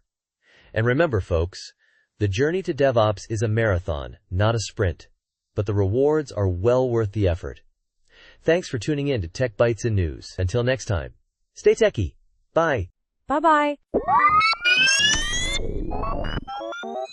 Welcome to Tech Bytes and News, your daily roundup of articles featured in Hacker News. Today, we're diving headfirst into the exhilarating news of DBT Labs acquiring SDF Labs. It's a massive deal, folks, a real game changer. I heard whispers. 2 orders of magnitude faster compilation? Seriously? That's mind-blowing. What's the core tech behind this speed boost? Yeah, it's insane. SDF's secret sauce is their deep understanding of SQL. Unlike DBT, which treats SQL as just text, SDF actually parses and understands the semantics, the meaning of the code. Think of it like a super-powered SQL compiler. So instead of just executing the SQL blindly, SDF actually understands what it's doing? That's a huge difference, right? Like a paradigm shift? Exactly. It's like going from Ruby on Rails to React for web development. Remember the old days of browser compatibility nightmares? SDF eliminates those for SQL. It's a huge leap forward. Okay, I'm sold on the speed. But what about other benefits? The blog post mentions developer experience. Oh, the developer experience improvements are amazing. Think IntelliSense for SQL, error detection before you even run the code, and incredibly detailed lineage tracking. It's all about making DBT development smoother, faster, and less error-prone. So, less debugging, more coding? Sounds like a dream come true for data engineers everywhere. But what about existing DBT projects? Will I have to rewrite everything? Nope. That's the beauty of it. SDF is designed to work seamlessly with existing DBT projects. Most projects will require 0 code changes to take advantage of these improvements. It's a drop-in upgrade, essentially. Fantastic. Wow. This sounds almost too good to be true. Is there a catch? Any downsides? I mean, it's a pretty bold claim to say it's 2 orders of magnitude faster. Well, the integration won't happen overnight. It'll be a phased rollout, but the core SQL parsing capabilities are already in production use by SDF's existing customers, so we know it works. And yes, the speed improvements are substantial. They've been battle-tested in incredibly demanding environments. So SDF uses ANTLR grammars to represent different SQL dialects. That's pretty clever, right? It allows for precise understanding of the SQL syntax and semantics across different database systems. This is really impressive. Absolutely. It's a testament to the team's expertise in database technology. They've essentially built a virtual machine for SQL, allowing them to emulate the behavior of different database systems. It's a brilliant piece of engineering. And the local execution capability? That's a big deal too. Being able to run DBT projects locally during development will significantly speed up the iterative development process. It's a huge improvement over the traditional cloud-only approach. Precisely. It brings the speed and agility of local development to the world of data engineering. It's a game changer. This is huge. So where can our listeners learn more about this exciting development? Is there a webinar or something? Absolutely. We're hosting a webinar in a few weeks with the founders of both DBT Labs and SDF Labs. Check out the DBT Labs blog for registration details. There's also a press release and a follow-up blog post with more details. This is truly a momentous occasion for the DBT community. This is incredibly exciting news.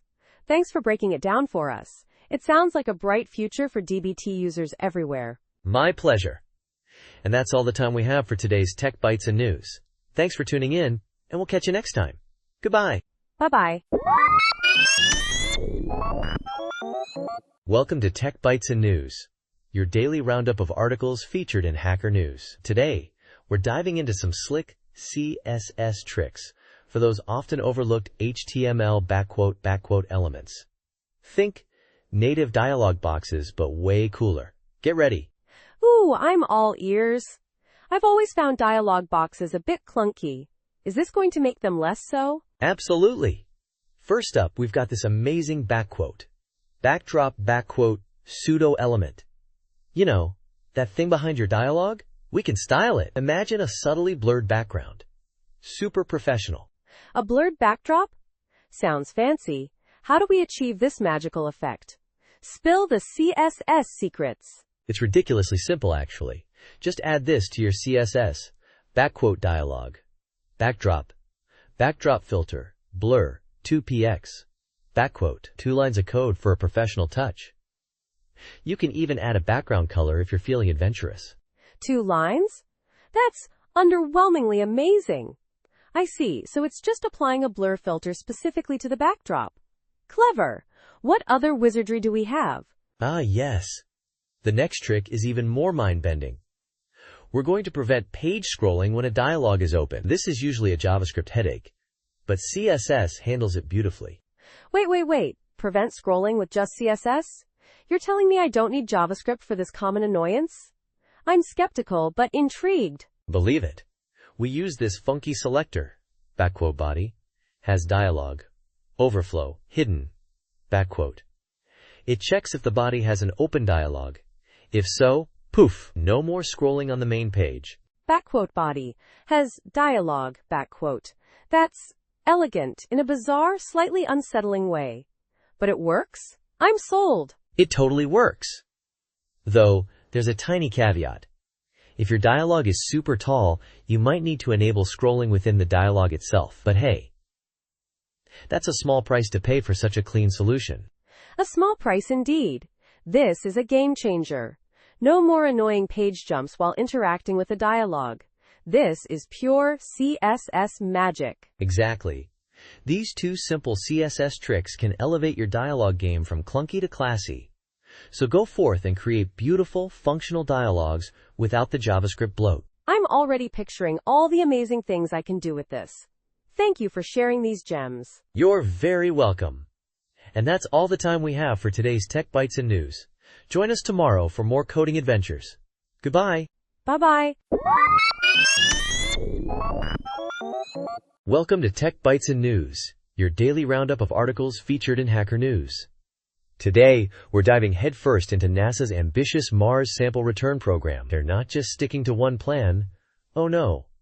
They're going for a 2-pronged approach. Exciting! 2 landing options? Sounds like they're hedging their bets, which is smart considering the challenges of landing on Mars. But what are these 2 options exactly? Spill the beans. Precisely. One option uses a tried-and-true method, the sky crane, similar to what they used for Curiosity and Perseverance. You know, the dramatic slow descent with cables? Totally cinematic. I see. So, a proven technology. But what's the second option? Something more adventurous? Yeah. The second option relies on new commercial capabilities. Think SpaceX, Blue Origin, the big players. They're essentially outsourcing the landing, which could be cheaper and faster. A bold move. Interesting. So, a race to Mars, commercial style. But both options use a smaller Mars ascent vehicle, right? And a radio. And a radioisotope power system to handle those pesky Martian dust storms? Exactly. Smart thinking. Using a radioisotope power system. No solar panel worries during dust storms. And the smaller MAV simplifies things. It's all about efficiency and redundancy. Brilliant! And the samples themselves? How many are we talking about? Are they all going up at once? 30 tubes in total. A treasure trove of Martian goodies. They'll be loaded onto an orbiting sample container. And a clever redesign simplifies the whole planetary protection process. No more dust accumulation. That's a significant improvement. So, the European Space Agency is involved too? What's their role? Yep. ESA's Earth Return Orbiter will be the hero of the final act, capturing that orbiting sample container.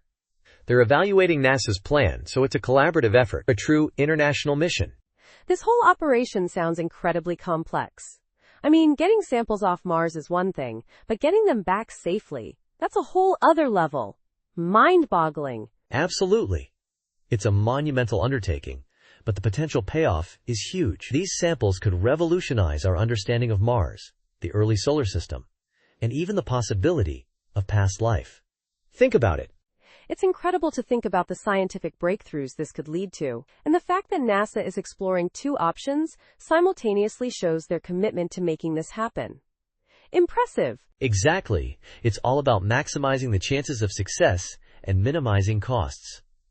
NASA expects to finalize the plan by the second half of 2026. So, fingers crossed. To Mars. Definitely. Thanks for breaking down this exciting news for us. It's truly inspiring to see humanity pushing the boundaries of space exploration. My pleasure.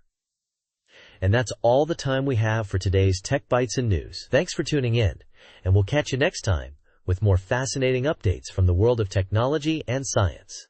Goodbye. Bye-bye. Welcome to Tech Bites and News, your daily roundup of articles featured in Hacker News.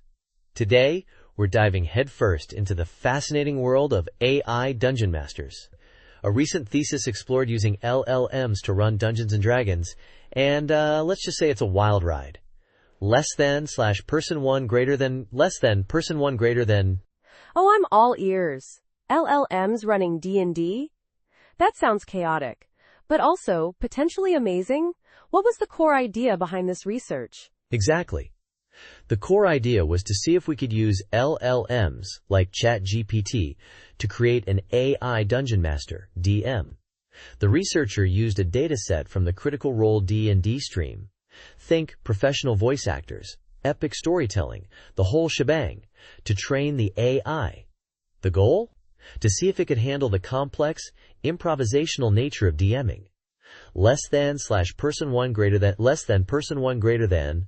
So instead of a human DM, you've got an AI narrating, managing NPCs, and adapting to player choices? That's a pretty ambitious undertaking. What were some of the key challenges they faced? Yeah, it's a huge leap. One major challenge was maintaining narrative coherence. LLMs are great at generating text, but keeping a consistent, engaging story over a whole session is tricky. They also had issues with player agency. The AI sometimes seemed to railroad players down a specific path, limiting their choices. Person 1 greater than. Person 1 greater than. I see. So the AI wasn't always great at improvising, huh? Like, if a player did something unexpected, did the AI just freeze? Or crash? Not exactly crash, but it definitely struggled sometimes. The AI wasn't always good at adapting to completely unexpected player actions. It sometimes missed opportunities to incorporate player choices into the narrative smoothly. It's like the AI had a script, but it wasn't very good at ad-libbing. Person 1 greater than. Person 1 greater than. Interesting. So how did they measure the AI's success? Did they just, watch a bunch of AI-run D&D sessions and see what happened? They did more than just watch. They used a combination of qualitative and quantitative methods. They had human players. Experienced DMs, actually, play through sessions with both the AI and human DMs. Then, they collected player feedback using questionnaires, analyzed session transcripts, and even tested the AI's ability to predict appropriate narrative continuations. Person 1 greater than. Person 1 greater than. Smart! And what were the results? Did the AI DM pass the test? Did the players think it was better than a human DM? Well, it's complicated. The AI actually scored higher than human DMs in some areas, like creating immersive environments. Players found the AI's world descriptions really vivid and engaging. But human DMs were better at maintaining narrative flow and keeping players feeling positive and engaged. The AI sometimes felt a bit flat, you know? Person 1 greater than. Person 1 greater than. So a mixed bag then. It sounds like the AI DM has potential, but it's not quite ready to replace human DMs. What were some of the specific issues they found? Right. One issue was the AI's tendency to restrict player choices. Players felt like they were being forced down a specific path, which isn't ideal in a game all about player agency. Another issue was communication. The AI sometimes struggled to convey important information clearly, which led to confusion. And finally, the AI sometimes failed to create a sense of danger or challenge, making the game feel a bit too easy. Person 1 greater than. Person 1 greater than.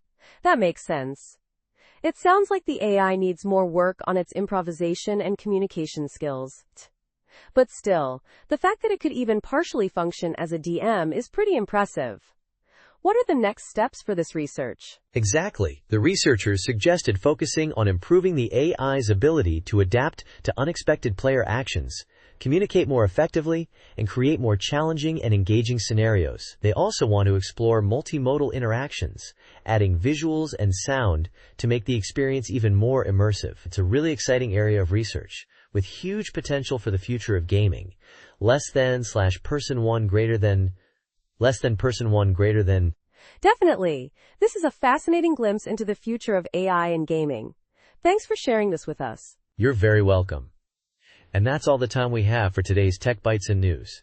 Join us tomorrow for another exciting deep dive into the world of technology. Goodbye, everyone. Less than, person 1 greater than, less than, person 1 greater than. Bye-bye.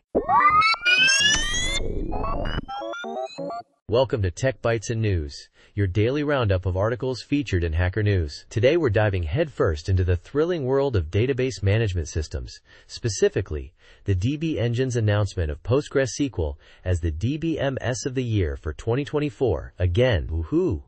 PostgreSQL, huh? Twice in a row? That's impressive. I mean, 5 times overall is just mind-blowing. What's the secret sauce? Well, it's not just magic, although it feels like it sometimes. They base it on a pretty rigorous methodology, subtracting January 2024 scores from January 2025 scores. It's all about the growth and popularity, not just raw numbers. They look at web mentions, job postings, even professional profiles, the whole shebang. So it's not just about existing popularity, but how much it grew in popularity. Clever. And who were the runners-up? Any surprises? Absolutely.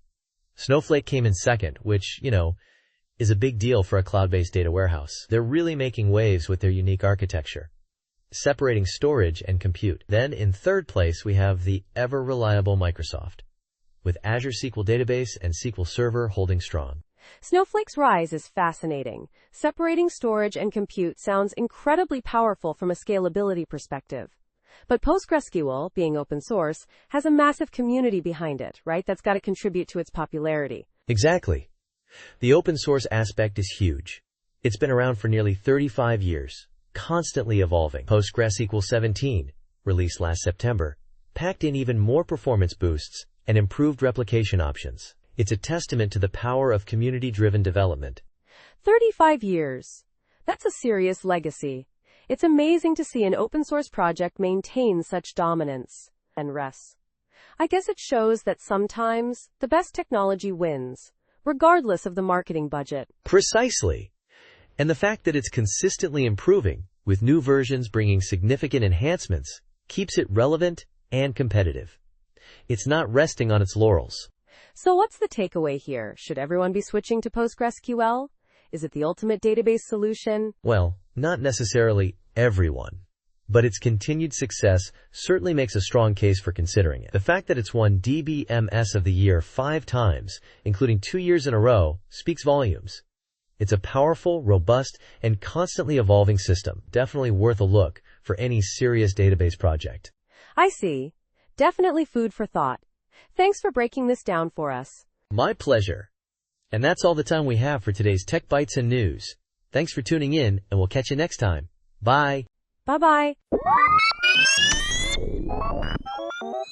Welcome to Tech Bites and News, your daily roundup of articles featured in Hacker News. Today, we're diving headfirst into the thrilling world of API error messages, specifically this doozy. Insufficient balance error. Account balance not enough to run this query. Please recharge. Oh, the drama. Right? I mean, it's not exactly Shakespeare, but it packs a punch. It's like the API equivalent of a grumpy cashier telling you your card's been declined. Brutal, but efficient. Exactly. The beauty of it lies in its stark simplicity.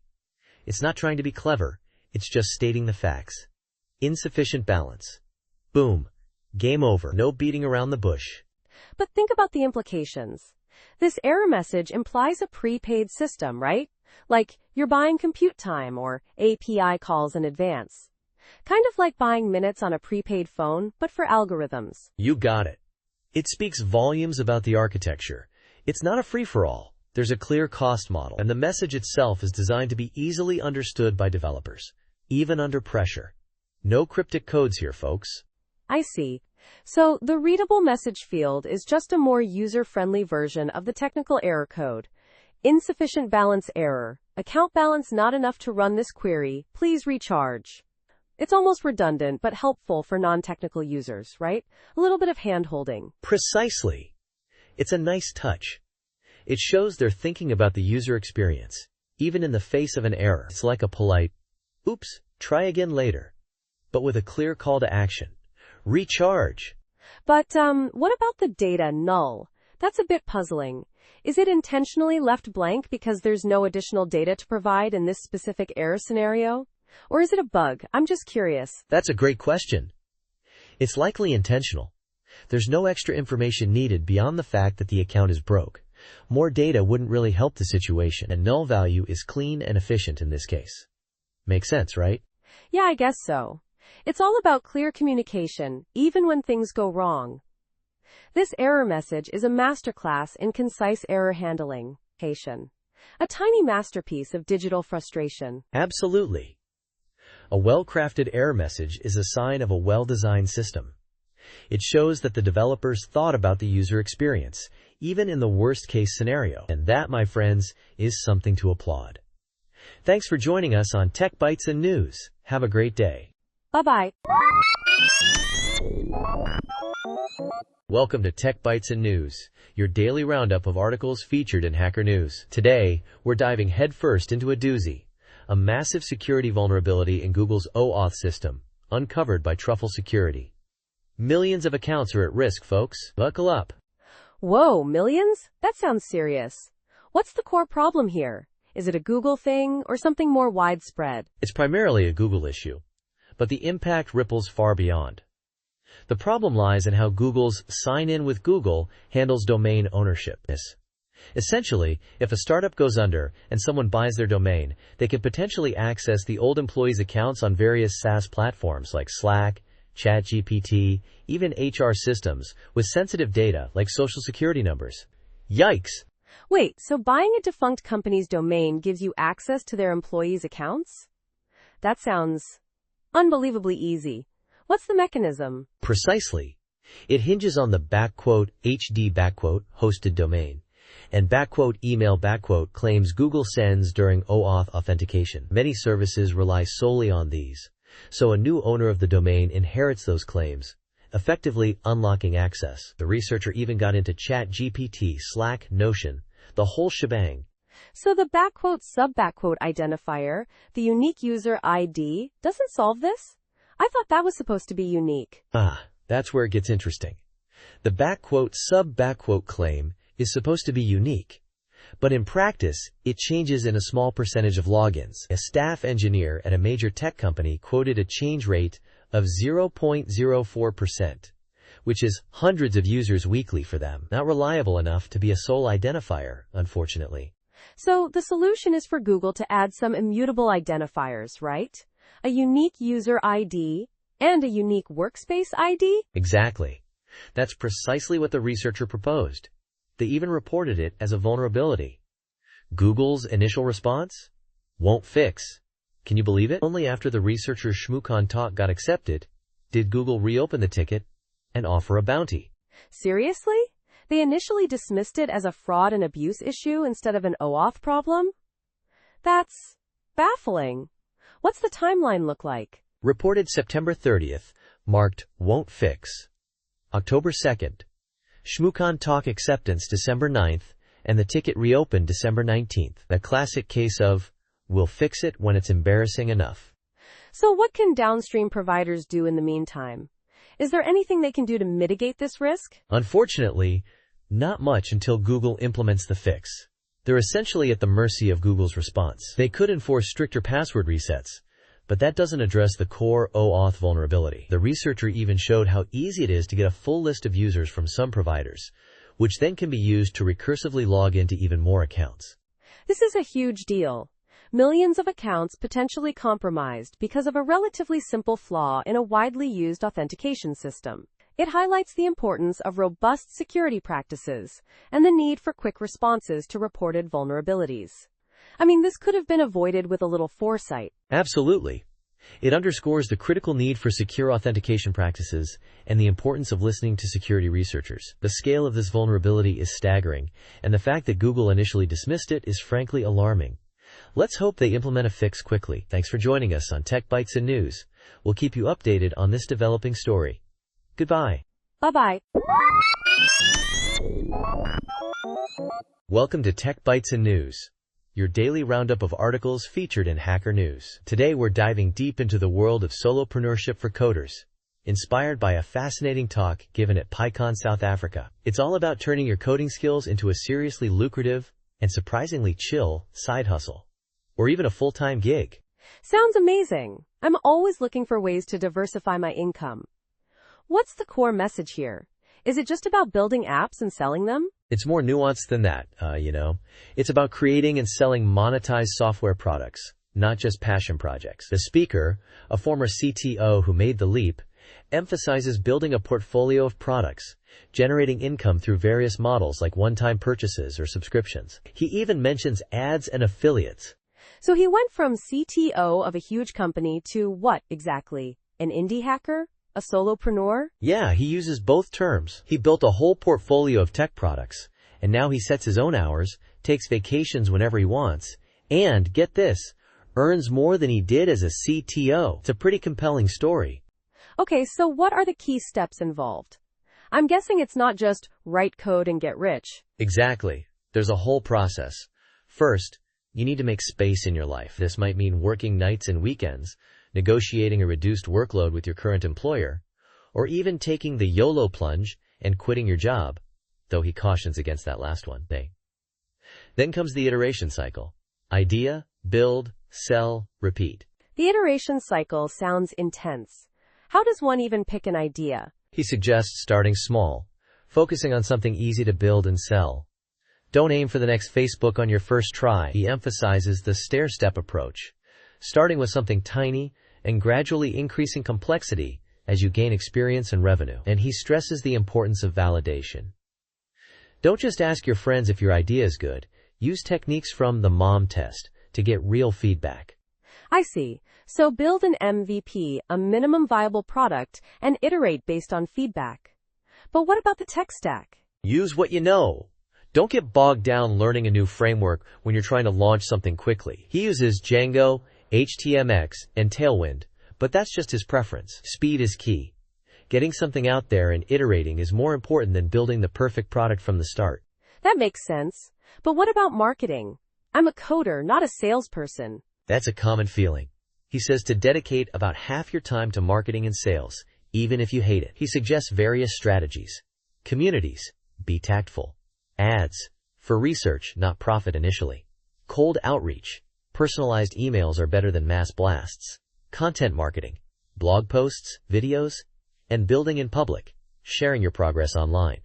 Half my time? That sounds daunting. What about the psychological aspect? This sounds stressful. It can be.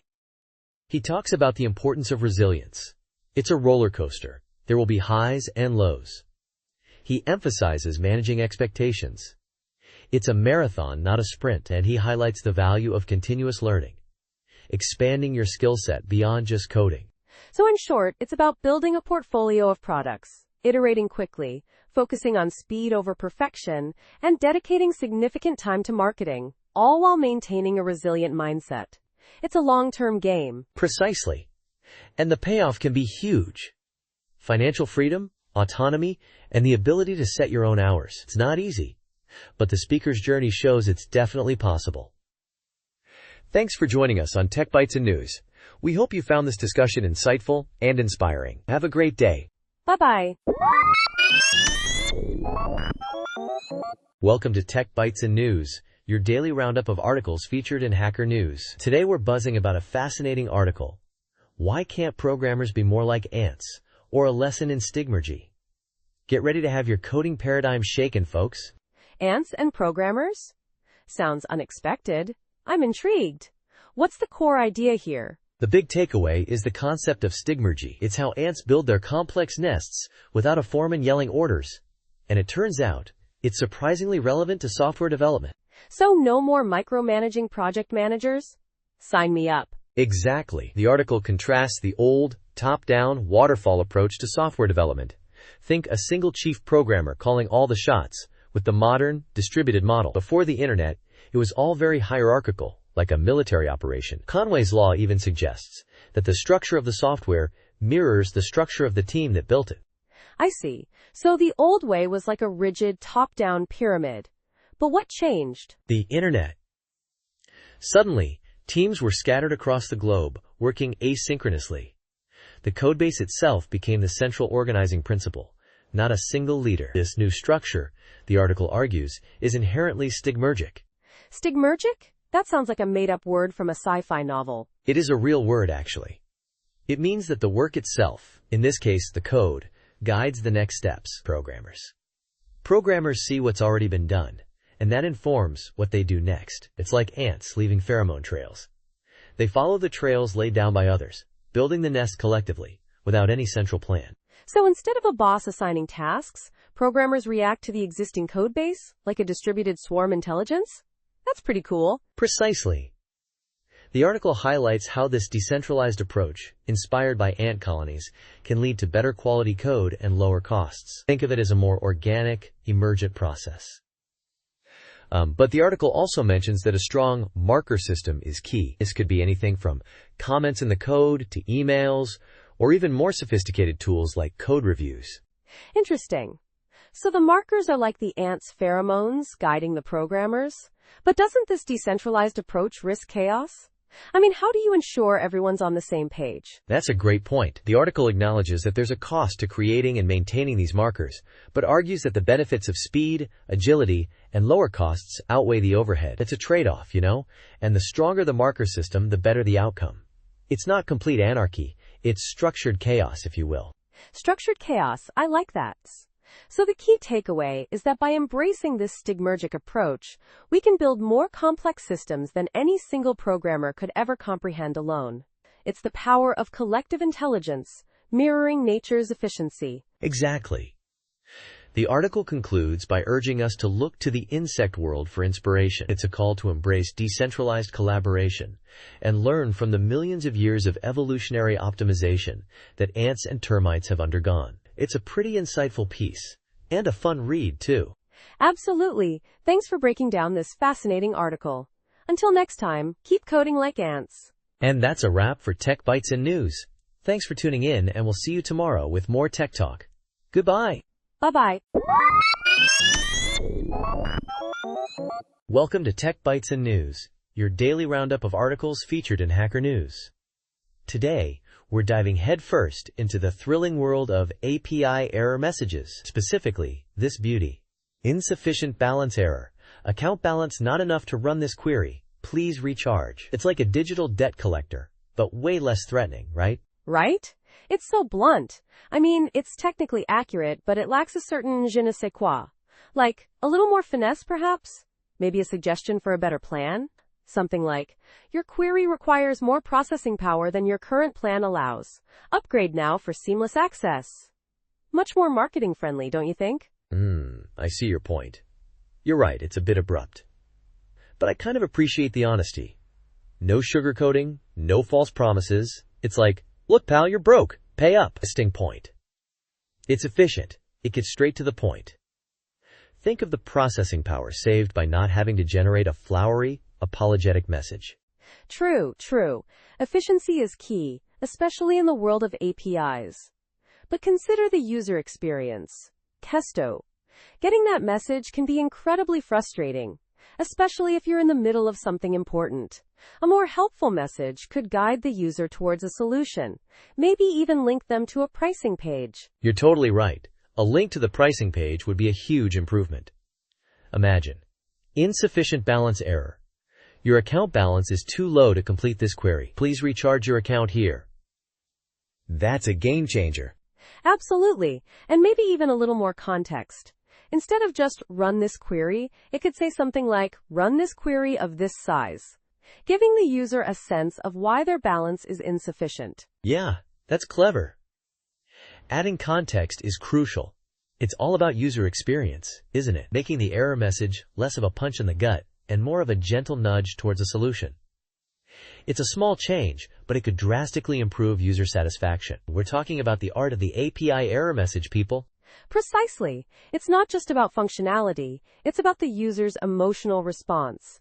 A well-crafted error message can actually make a frustrating situation a little less frustrating.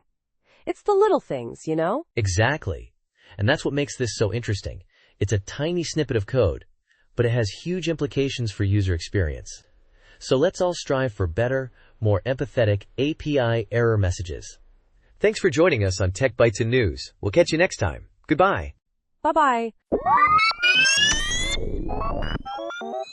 Welcome to Tech Bites and News, your daily roundup of articles featured in Hacker News. Today, we're diving headfirst into a juicy story from TechCrunch.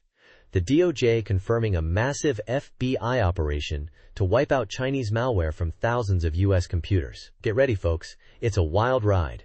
Whoa, hold on a second. Thousands of computers? What kind of malware are we talking about here? And how did the FBI manage to pull this off without, causing a global internet meltdown? Exactly. It's a big deal. The malware, known as PlugX, was apparently spread by a group called Twill Typhoon, allegedly backed by the Chinese government. They've been at it for years, stealing data from governments and private organizations. Think James Bond, but with way more lines of code. So, James Bond with a keyboard. I see. But how did they delete it from so many machines? Did they send out a team of super agents with USB sticks? Because that would be awesome. Not quite. It was a more sophisticated operation, involving French authorities and a cybersecurity firm called Sequoia. They apparently developed a way to remotely send commands to the infected devices to self-destruct the malware. Think of it as a digital, targeted virus. But instead of making you sick, it makes the bad guy's malware sick and then deletes it. Clever. But doesn't this raise some serious questions about privacy and potential collateral damage? I mean, deleting stuff remotely, that's a pretty powerful tool. You're absolutely right. That's a huge ethical and legal consideration. The article mentions the operation was court-authorized, which suggests some safeguards were in place, but the potential for unintended consequences is definitely there. It's a double-edged sword, isn't it? It is. And what about the scale? Thousands of computers in the U.S. alone.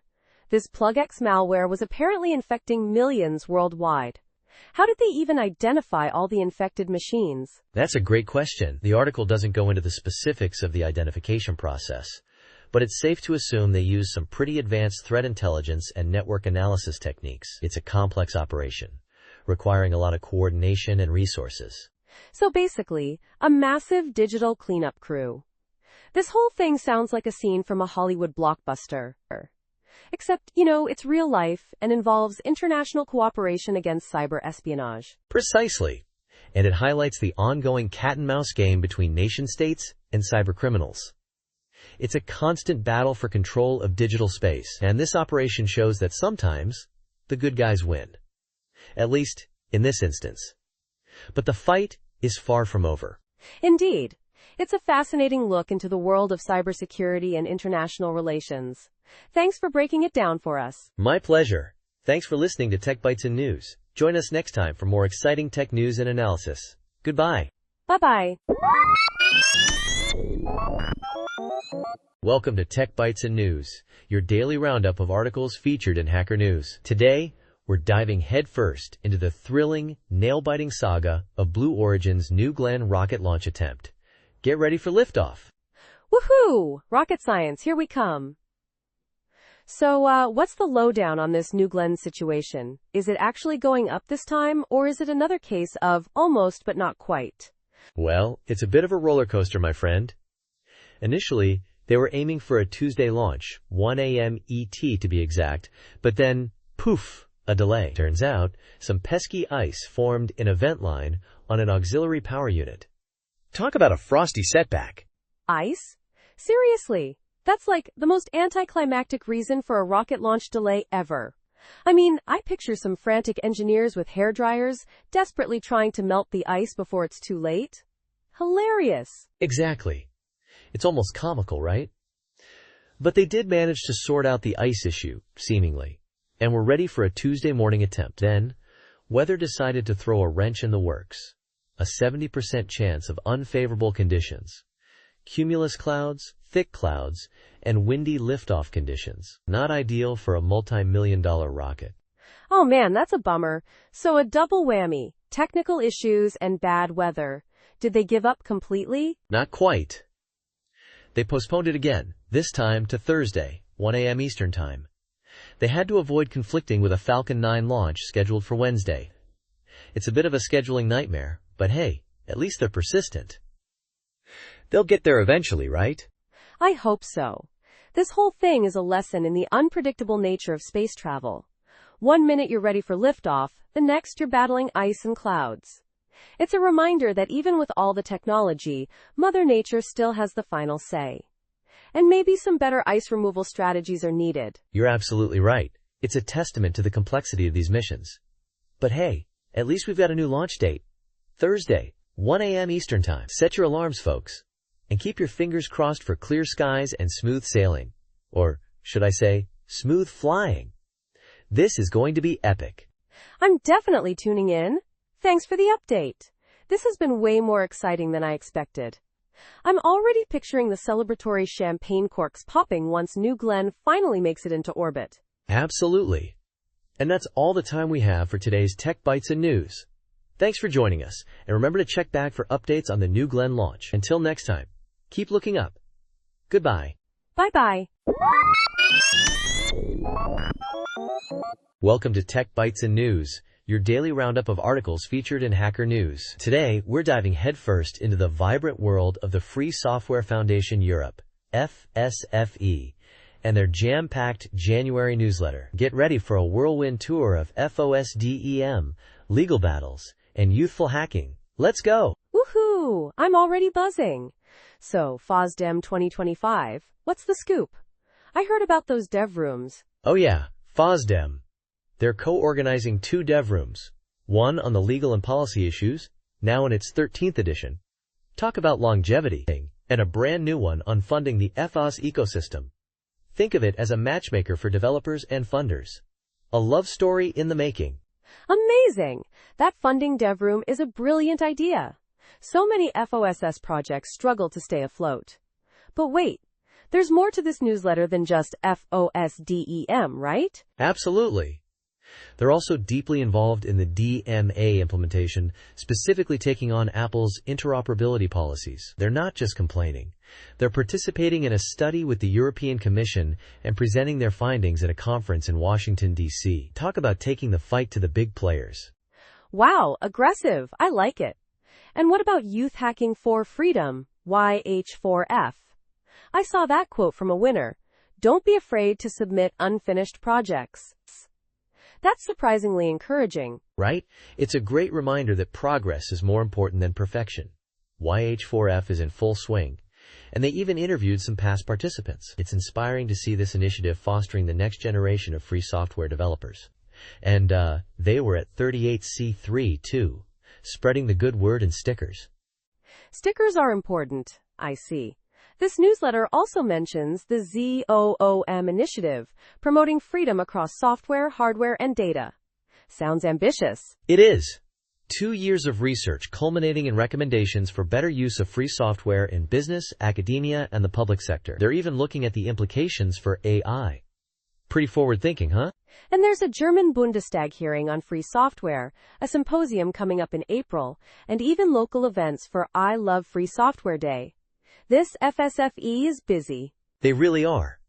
It's a testament to their dedication and the growing importance of free software. They're not just talking the talk. They're walking the walk. And they're doing it with style. From legal battles to youth empowerment, they're covering all the bases. And don't forget the women's meetings and the call for contributions to their newsletter. It's a whole ecosystem of activity.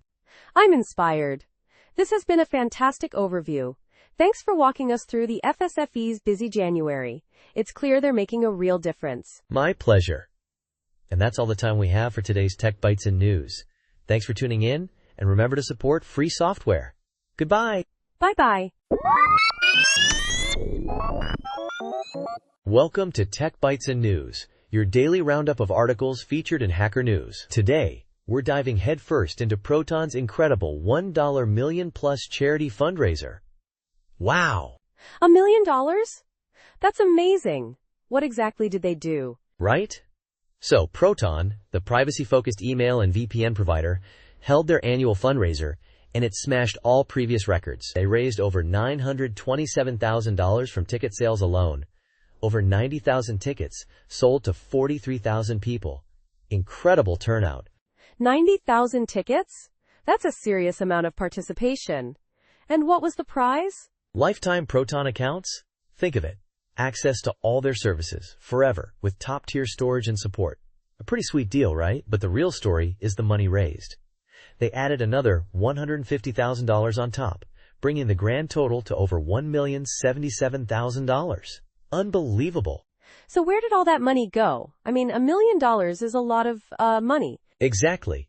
It went to 10 amazing organizations fighting for digital rights, freedom of expression, and human rights globally. They've been supporting similar causes since 2018, bringing their total contributions to over $4 million. $4 million!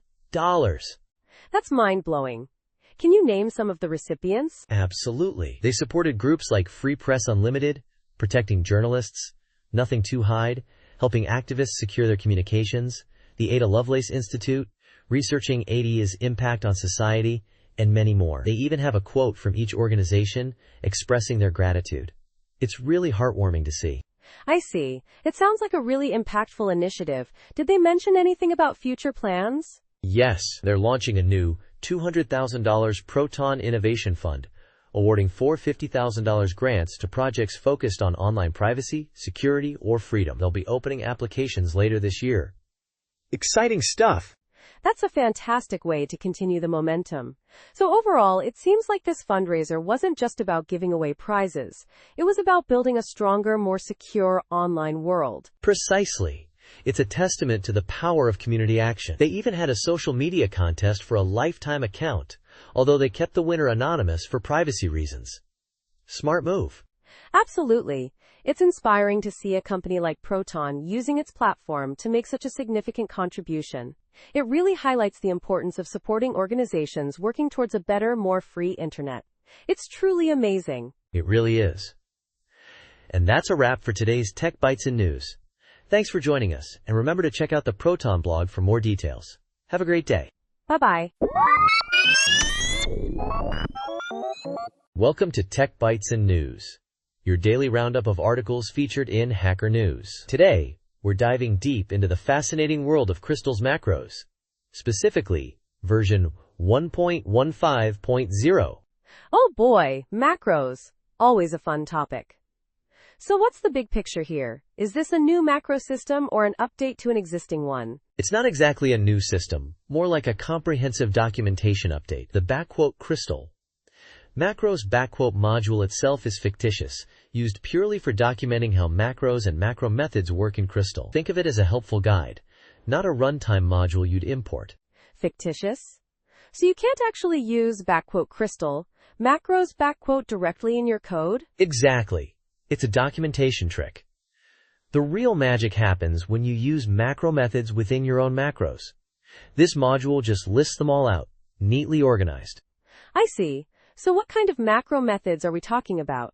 Give me some examples, please. Oh, there's a whole bunch. We have things like !hashputs, and !hashprint, for printing stuff during compile time.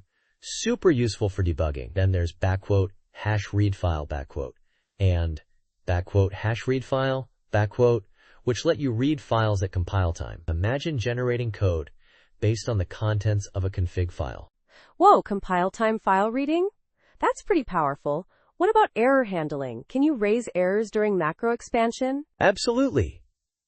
The !hashraise method lets you do just that. It throws a compile time error, stopping the compilation process if something goes wrong in your macro. And for gentler feedback, there's !hashwarning, to issue warnings without halting everything. So it's all about compile time code generation and manipulation, right? What about interacting with the system? You bet. The !hash system, and backticks, methods let you execute shell commands during compilation. You could, for instance, check version numbers, or even generate code based on external tools. But be warned, these can slow down compilation significantly, so use them judiciously. Interesting. So, !hash system, and backticks are similar. Is there a difference? Yes, both execute commands, but backticks return the output as a macro id while !hash system does the same but throws an error if the command fails. Backticks are more forgiving in that sense. Okay, that's a subtle but important distinction. What about version comparisons? Is there a way to do that within macros? Yep.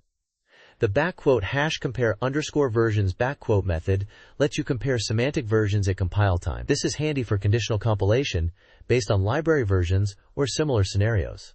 That's really clever. So this crystal, macros module, is essentially a reference manual for all the compile time magic you can do with Crystal macros. It's like a cheat sheet for advanced Crystal users. Precisely. It's a treasure trove of compile time functionalities. And remember, while the module itself is just documentation, the methods it describes are the real deal, enabling powerful metaprogramming capabilities in Crystal. It's a powerful tool for generating code, manipulating the AST, and performing various compile time tasks. This has been incredibly insightful. Thanks for walking us through the Crystal 1.15.0 Crystal macros documentation. It's clear that Crystal's macro system is quite sophisticated. My pleasure. And that's all the time we have for today's episode of Tech Bytes and News. Thanks for listening, and we'll see you next time. Goodbye. Bye-bye. Welcome to Tech Bytes and News, your daily roundup of articles featured in Hacker News. Today, we're diving headfirst into the wonderfully weird world of Jepson's Malort. Buckle up, Buttercup. It's going to be a bumpy ride. Malort? Sounds exotic. Is it some kind of super secret spy gadget or a new type of space-age fuel? Because I'm intrigued. Ha. Closer to the former than the latter, I'd say. It's actually a Basque liqueur, a Swedish-style spirit flavored with wormwood. Think absinthe's less refined, much more bitter cousin. Born in Chicago, mind you, not some clandestine Swedish lab. Wormwood? So it's basically a potion? I'm picturing bubbling cauldrons and witches. Not quite, though the descriptions are pretty colorful. It's got a reputation, let's just say that. It's been called infamous, the worst booze ever, even compared to swallowing a burnt condom filled with gasoline. Yikes. Gasoline? Okay, I need to hear more. This is way more interesting than I initially thought. Right? So it started with Carl Jeppsson, a Swedish immigrant, who originally sold it door-to-door as medicine during Prohibition. Legend has it, his taste buds were dulled from years of smoking, hence the intense bitterness. That's a story. I mean, selling something that tastes like gasoline as medicine? Bold move. Absolutely, and it's been a wild ride since then. It's changed distilleries a few times, even briefly went to Kentucky and Florida, before finally returning to its Chicago roots in 2019. It's a Chicago icon, you know? So it's a Chicago thing, huh? I get it. Like deep dish pizza, but way more controversial. What's the current status? Is it still a niche drink? It's definitely gained traction. Sales have skyrocketed, going from 0.4 million shots in 2007 to a whopping 7.9 million in 2022. It's still mainly a Chicago thing, but it's spreading across the U.S. Wow, that's a huge jump. So it's like a cult classic, a love it or hate it kind of drink. I'm still leaning towards hate based on the gasoline analogy, but intrigued nonetheless. Exactly. It's acquired a certain mystique. It's been featured in movies, used in unusual cocktails, even infused with cicadas. It's become a rite of passage for some Chicagoans. Cicadas? Okay, now I'm officially baffled, but also strangely curious. Yeah, it's a testament to its unique place in Chicago culture. And the trademark battle is pretty interesting too. Other distilleries making similar drinks had to rename theirs to avoid legal trouble. It's all very Malort. I see. So, a bitter drink with a surprisingly rich history and a cult following. I'm still not sure I'd try it, but I definitely appreciate the story. That's the beauty of it. Whether you love it or hate it, Jepson's Malort has certainly left its mark. And that's all the time we have for today's Tech Bytes and News. Thanks for listening, and until next time, stay curious. Bye-bye. Welcome to Tech Bytes and News, your daily roundup of articles featured in Hacker News. Today, we're diving headfirst into the scorching topic of the devastating Los Angeles wildfires and the uncomfortable truths two fire experts are bringing to light. Oh boy, here we go. This is a massive story. What's the main takeaway? Is it just climate change, or is there more to it? It's definitely more nuanced than just climate change. These experts, Cohen and Plurine, have been shouting this from the rooftops for years, you know? They're arguing that the scale of destruction is, sadly, preventable. Preventable? Ooh, wow. That's a bold claim. How so? Well, they're challenging the common narrative. Instead of focusing solely on the wildland-urban interface, they say we need to see these as primarily urban fires. The real culprit? Embers, not just massive flames. These embers, carried by the wind, are igniting spot fires miles ahead of the main blaze. Interesting. So it's not just about the overall fire size, but the way it spreads? Like little firebombs scattered across the city? Exactly. Think of it like a firebombing, not a wildfire tsunami. And that changes everything about how we approach prevention. Instead of focusing on controlling massive wildfires, we need to focus on preventing these individual ignitions within communities. So home hardening strategies, better landscaping, that kind of thing? Precisely. And community-level efforts, brush clearing, coordinated defenses. Things that address the urban nature of the problem. They even bring up the Great Chicago Fire of 1871 as an example. After that disaster, cities started focusing on fire protection engineering, building codes, and infrastructure planning to mitigate future risks. I see. So we've kind of forgotten those lessons. We've become complacent. Yeah, it seems that way. Perrine even compares it to polio returning, a problem we thought was solved, but it's back with a vengeance. And it's not just a California problem. It's a national, even international issue. And they're also saying that our reliance on fossil fuels plays a huge role, not just climate change itself. That's a pretty significant point. Yeah, it's a big one. Perrine argues that our fossil fuel-based society affects how we organize agriculture, urban development, road placement, power lines, all contributing to the risk. It's not just about the Santa Ana winds and drought anymore. So it's a systemic problem, not just a natural disaster? That's a heavy thought. Exactly. And Cohen points out another uncomfortable truth. Our fire departments are often overwhelmed, and we have this sense of entitlement that they'll always protect us, even when it's unrealistic. We need to be more realistic about our limitations and focus on prevention. More planes and helicopters aren't the answer in 60 miles per hour winds. So what's the solution? Just better preparedness and prevention? Essentially, yes. 1,000 small tweaks, as Perrine puts it. Better landscaping, community-level brush clearing, stricter building codes, and a fundamental shift in how we view fire. Not as a seasonal emergency, but as a year-round reality. We need to reorganize our lives around this. It's a sobering message, but a necessary one. Thanks for breaking this down for us. My pleasure.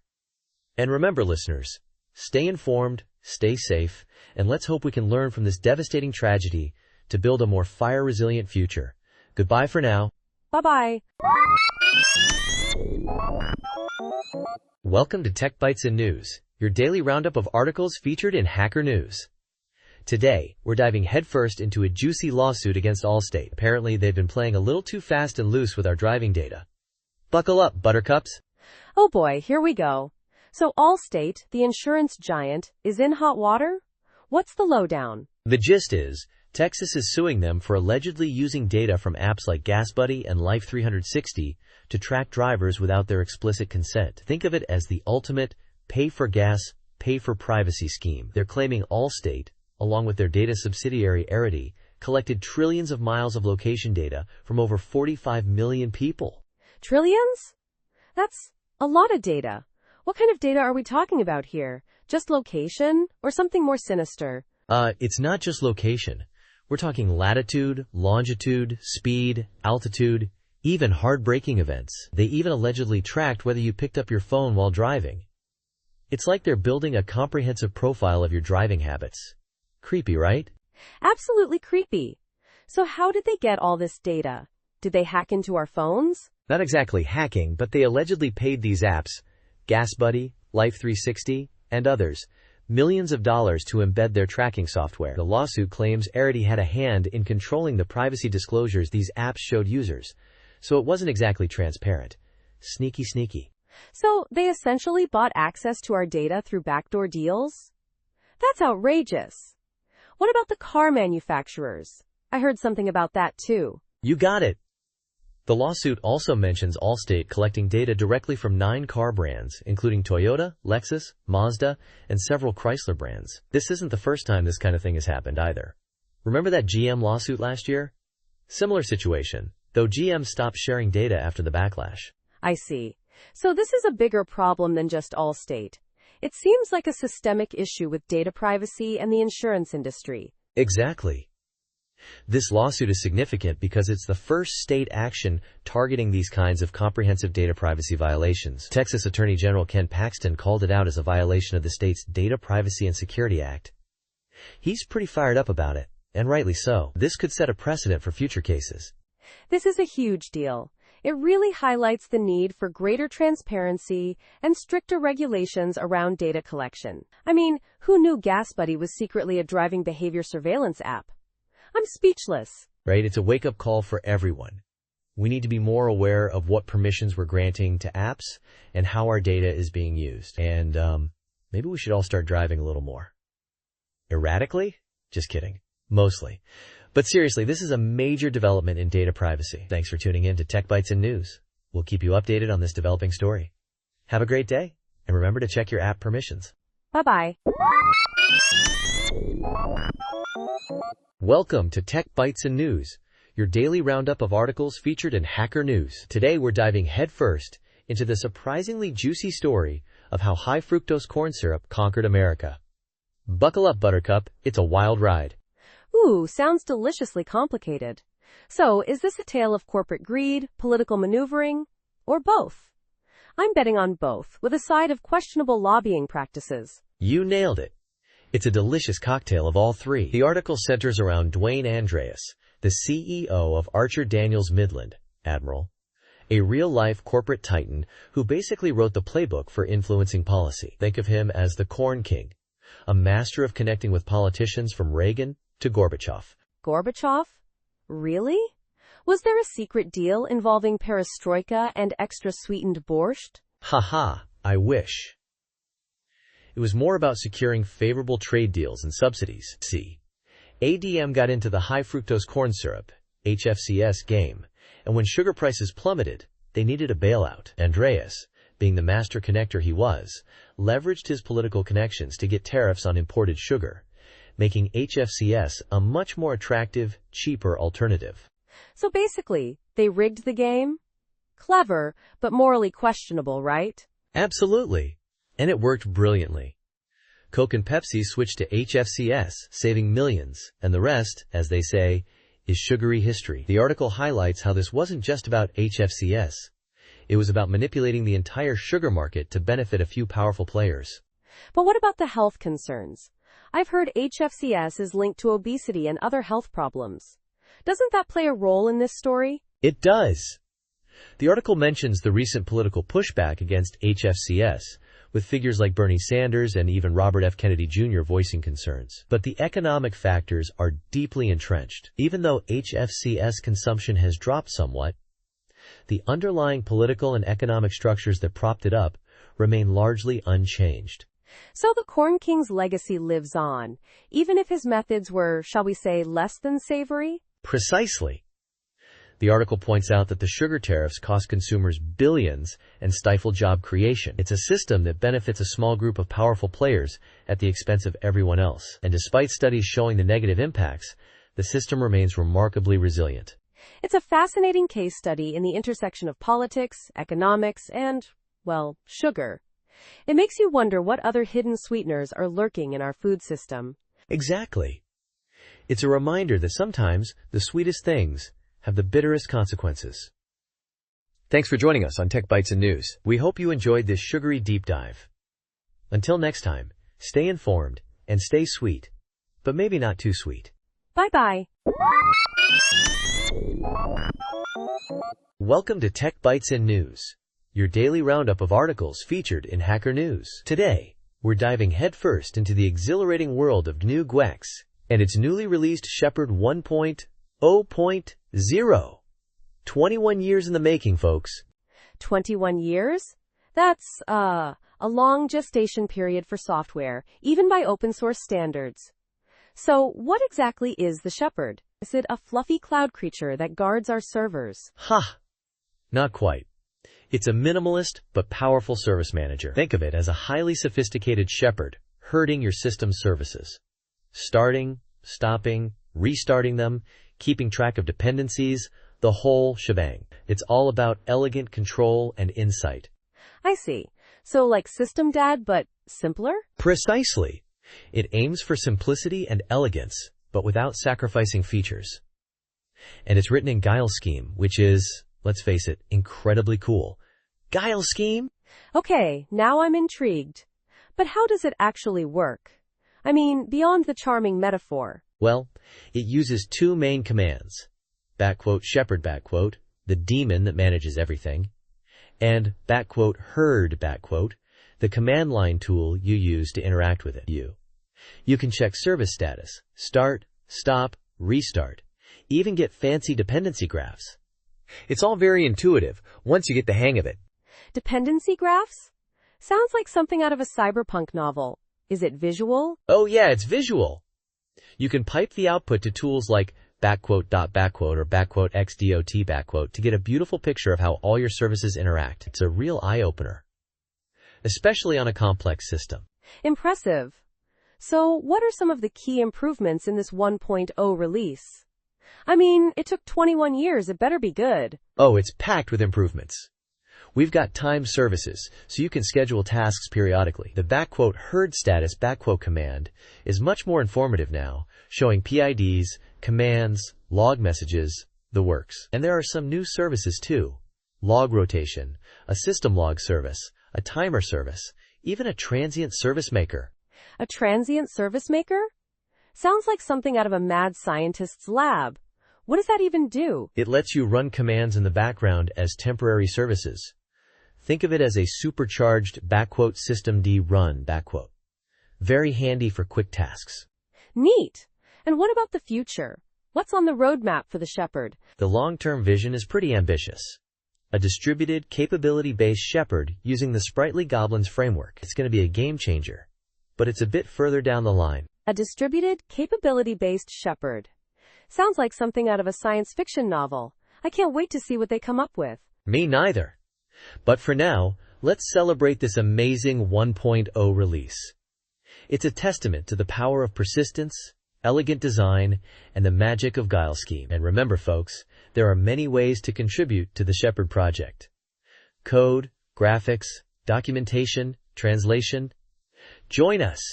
Absolutely. A huge congratulations to the Shepherd team on this monumental achievement.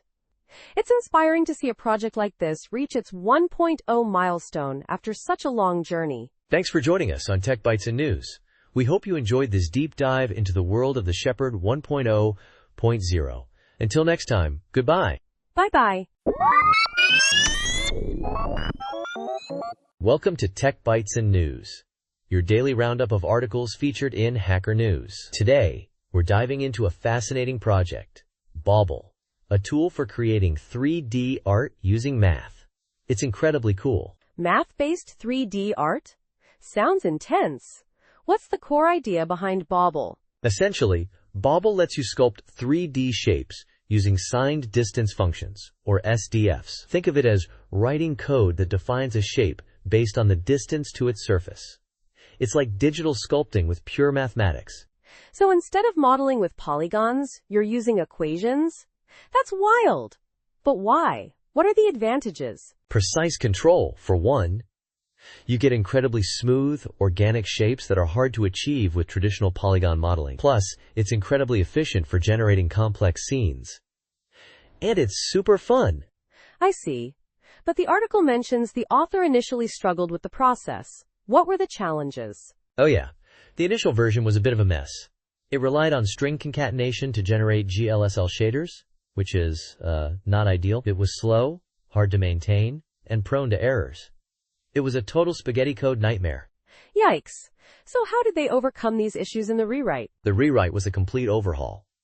They built a proper GLSL abstract syntax tree, AST, and a typed, expression-oriented language on top of it. This made the code much more manageable and efficient. They even added a proper test suite. A huge improvement! A test suite? That's a sign of true professionalism.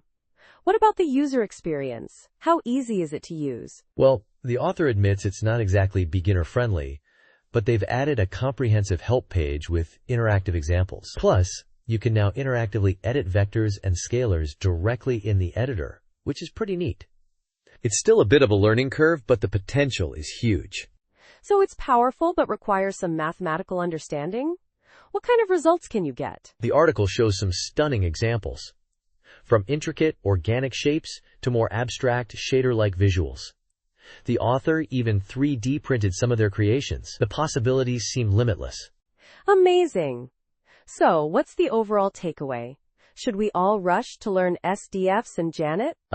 Maybe not rush, but it's definitely worth exploring. Bobble is a testament to the power of combining mathematical elegance with creative coding. It's a project that shows the beauty and challenges of building something complex and ambitious. And it's a great example of iterative development, learning from mistakes, and building something better. Absolutely. It's a compelling story of a project's evolution, and the results are truly impressive. Thanks for sharing this, and thanks to our listeners for tuning in. You're welcome. And that's all the time we have for today. Thanks for listening to Tech Bites and News. Have a great day, and we'll see you tomorrow with more tech news and insights. Bye. Bye-bye. Welcome to Tech Bites and News, your daily roundup of articles featured in Hacker News. Today, we're diving into a fascinating and slightly disturbing Washington Post investigation. Police are ignoring basic investigative standards after AI facial recognition matches, leading to wrongful arrests. It's a wild ride, folks. Whoa, that sounds intense. So AI facial recognition is supposed to be this amazing tool, right? What went wrong? Exactly. In theory, it's a powerful tool, but the Post found that in at least 8 known cases, and probably many more, police used AI-generated leads as the sole basis for arrests, completely ignoring other evidence, like completely ignoring alibis, DNA evidence, fingerprints, you name it. Seriously, that's unbelievable. So they're just arresting people based on a picture match? That's not even close to due process, is it? No, it's not. The article highlights several cases. One guy, Christopher Gatlin, spent 16 months in jail for an assault he didn't commit. The AI flagged him, but the photo was blurry, the witness was unsure, and police basically ignored all of that. That's outrageous. And it sounds like this isn't just a one-off incident. The Post looked at a bunch of departments, right? Yeah, they reviewed records from 23 departments and found that nearly 2/3 arrested suspects based solely on AI matches without any independent corroboration. They even call out specific departments like Detroit, Miami, St. Louis. The list goes on. It's a systemic problem. So is this just laziness, or is there something more sinister at play here? Well, the article mentions automation bias. It's this tendency to blindly trust what the AI says, even if it's flawed. It's like, the computer said so, it must be true. It's a scary thought. Plus, there's the issue of potential racial bias in the algorithms themselves. Studies have shown that some AI systems are much more likely to misidentify people of color. Wow. That's a whole other layer of concern. So what's the solution? Just stop using facial recognition? Not necessarily. Facial recognition can be a useful tool, but it needs much stricter oversight and guidelines. Police need to treat AI results as leads, not conclusive evidence. They need to do the actual police work, checking alibis, collecting DNA, interviewing witnesses properly before making arrests. And we need more transparency and accountability. Absolutely. This whole thing highlights the importance of human oversight in AI. It's not a replacement for good old-fashioned detective work. We need to ensure that technology serves justice, not undermines it. This is a serious issue that needs to be addressed immediately. Precisely. And the fact that many departments aren't even required to report their use of facial recognition makes it even harder to address the problem. It's a shadowy world out there. This is a wake-up call for law enforcement and policymakers alike. We need better regulations and more transparency. Thanks for joining us on Tech Bites and News. We'll see you next time. Bye-bye. Welcome to Tech Bites and News, your daily roundup of articles featured in Hacker News. Today, we're diving into a fascinating study from ORNL about plant CO2 absorption. It seems plants are way more efficient at gobbling up CO2 than we previously thought, a whopping 31% more. Whoa, that's a huge jump. So what's the secret sauce? Did plants suddenly get supercharged with photosynthesis power? Not quite superpowers, but a clever new approach using carbonyl sulfide, or OCS. Think of it as a molecular snitch that follows the same path as CO2 into the plant's chloroplasts. It's much easier to track than CO2, giving us a better picture of photosynthesis. Interesting. So OCS acts like a proxy for CO2 uptake? Clever. But how did they scale this up to a global estimate? We're talking about the entire planet's vegetation here. Exactly. They used a combination of things. Sophisticated models, data from the LeafWeb database at ORNL, a massive collection of plant data from around the globe, and, crucially, ground-based measurements from monitoring towers. This avoids the cloud cover issues that plague satellite data, especially in the tropics. So they bypassed the satellite limitations. Smart. I'm curious, what was the biggest surprise in the findings? The pan-tropical rainforests. They showed a much higher CO2 uptake than previously estimated. It looks like these rainforests are even bigger carbon sinks than we thought, which is fantastic news for climate change mitigation. That's incredibly significant. It completely changes our understanding of the global carbon cycle, doesn't it? What are the implications for future climate models? Absolutely. This new, higher estimate of GPP, that's terrestrial gross primary production, the total amount of CO2 plants absorb, is a game changer. It means our climate models need to be updated to reflect this improved understanding of how much CO2 plants are actually absorbing. It's a major step forward in reducing uncertainty in our climate predictions. So the 120 petagrams per year estimate was way off? That's almost a third less than the new figure of 157 petagrams. That's a massive difference. What about the mesophyll diffusion? I saw that mentioned. Yes. The mesophyll diffusion, how CO2 and OCS move from the leaf surface into the chloroplasts, was a key factor. Getting a better handle on that process was crucial to refining the model. It's like understanding the efficiency of the plant's internal CO2 processing plant. I see. So this research highlights the importance of understanding these fundamental processes at a detailed level to improve the accuracy of large-scale climate models. It's not just about the big picture, but also the intricate details. Precisely. It's a testament to the power of combining detailed, ground-level measurements with sophisticated modeling techniques. This new research gives us a much clearer picture of the Earth's carbon cycle and its implications for the future. It's a really exciting development. It certainly is. Thanks for breaking down this important research for us. It's amazing to see how much we can learn about the planet's systems by combining different approaches. My pleasure. And that's all the time we have for today's Tech Bites and News. Thanks for listening, and we'll see you next time. Goodbye. Bye-bye. Welcome to Tech Bites and News, your daily roundup of articles featured in Hacker News. Today, we're diving headfirst into a truly bizarre cosmic event. A supermassive black hole exhibiting some seriously freaky flashing behavior. Prepare for mind-bending astrophysics. Whoa, hold on a second. Flashing? Like disco ball black hole? Is this some kind of cosmic light show? Not quite a disco ball, but almost as exciting. We're talking about 1ES 1927 plus 654, a supermassive black hole. 1 million solar masses, 270 million light-years away. It's been acting up, exhibiting these incredibly regular X-ray flashes.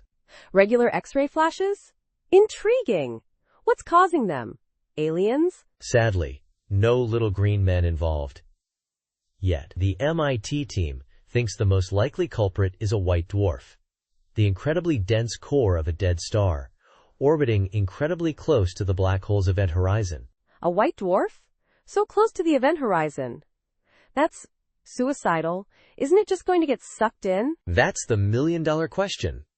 Apparently, it's doing an amazing balancing act. It's shedding its outer layers into the black hole, creating a kind of kickback effect that prevents it from immediately falling in. It's like a cosmic tightrope walk.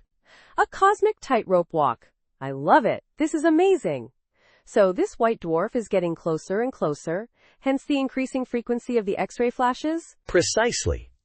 The closer it gets, the faster it orbits, leading to more frequent X-ray bursts.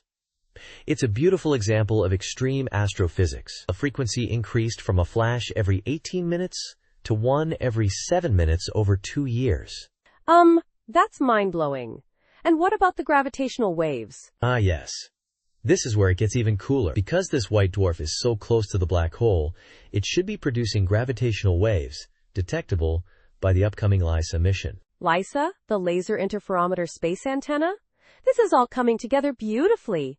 So we might get direct confirmation of this white dwarf death-defying dance? Exactly. It's a game changer.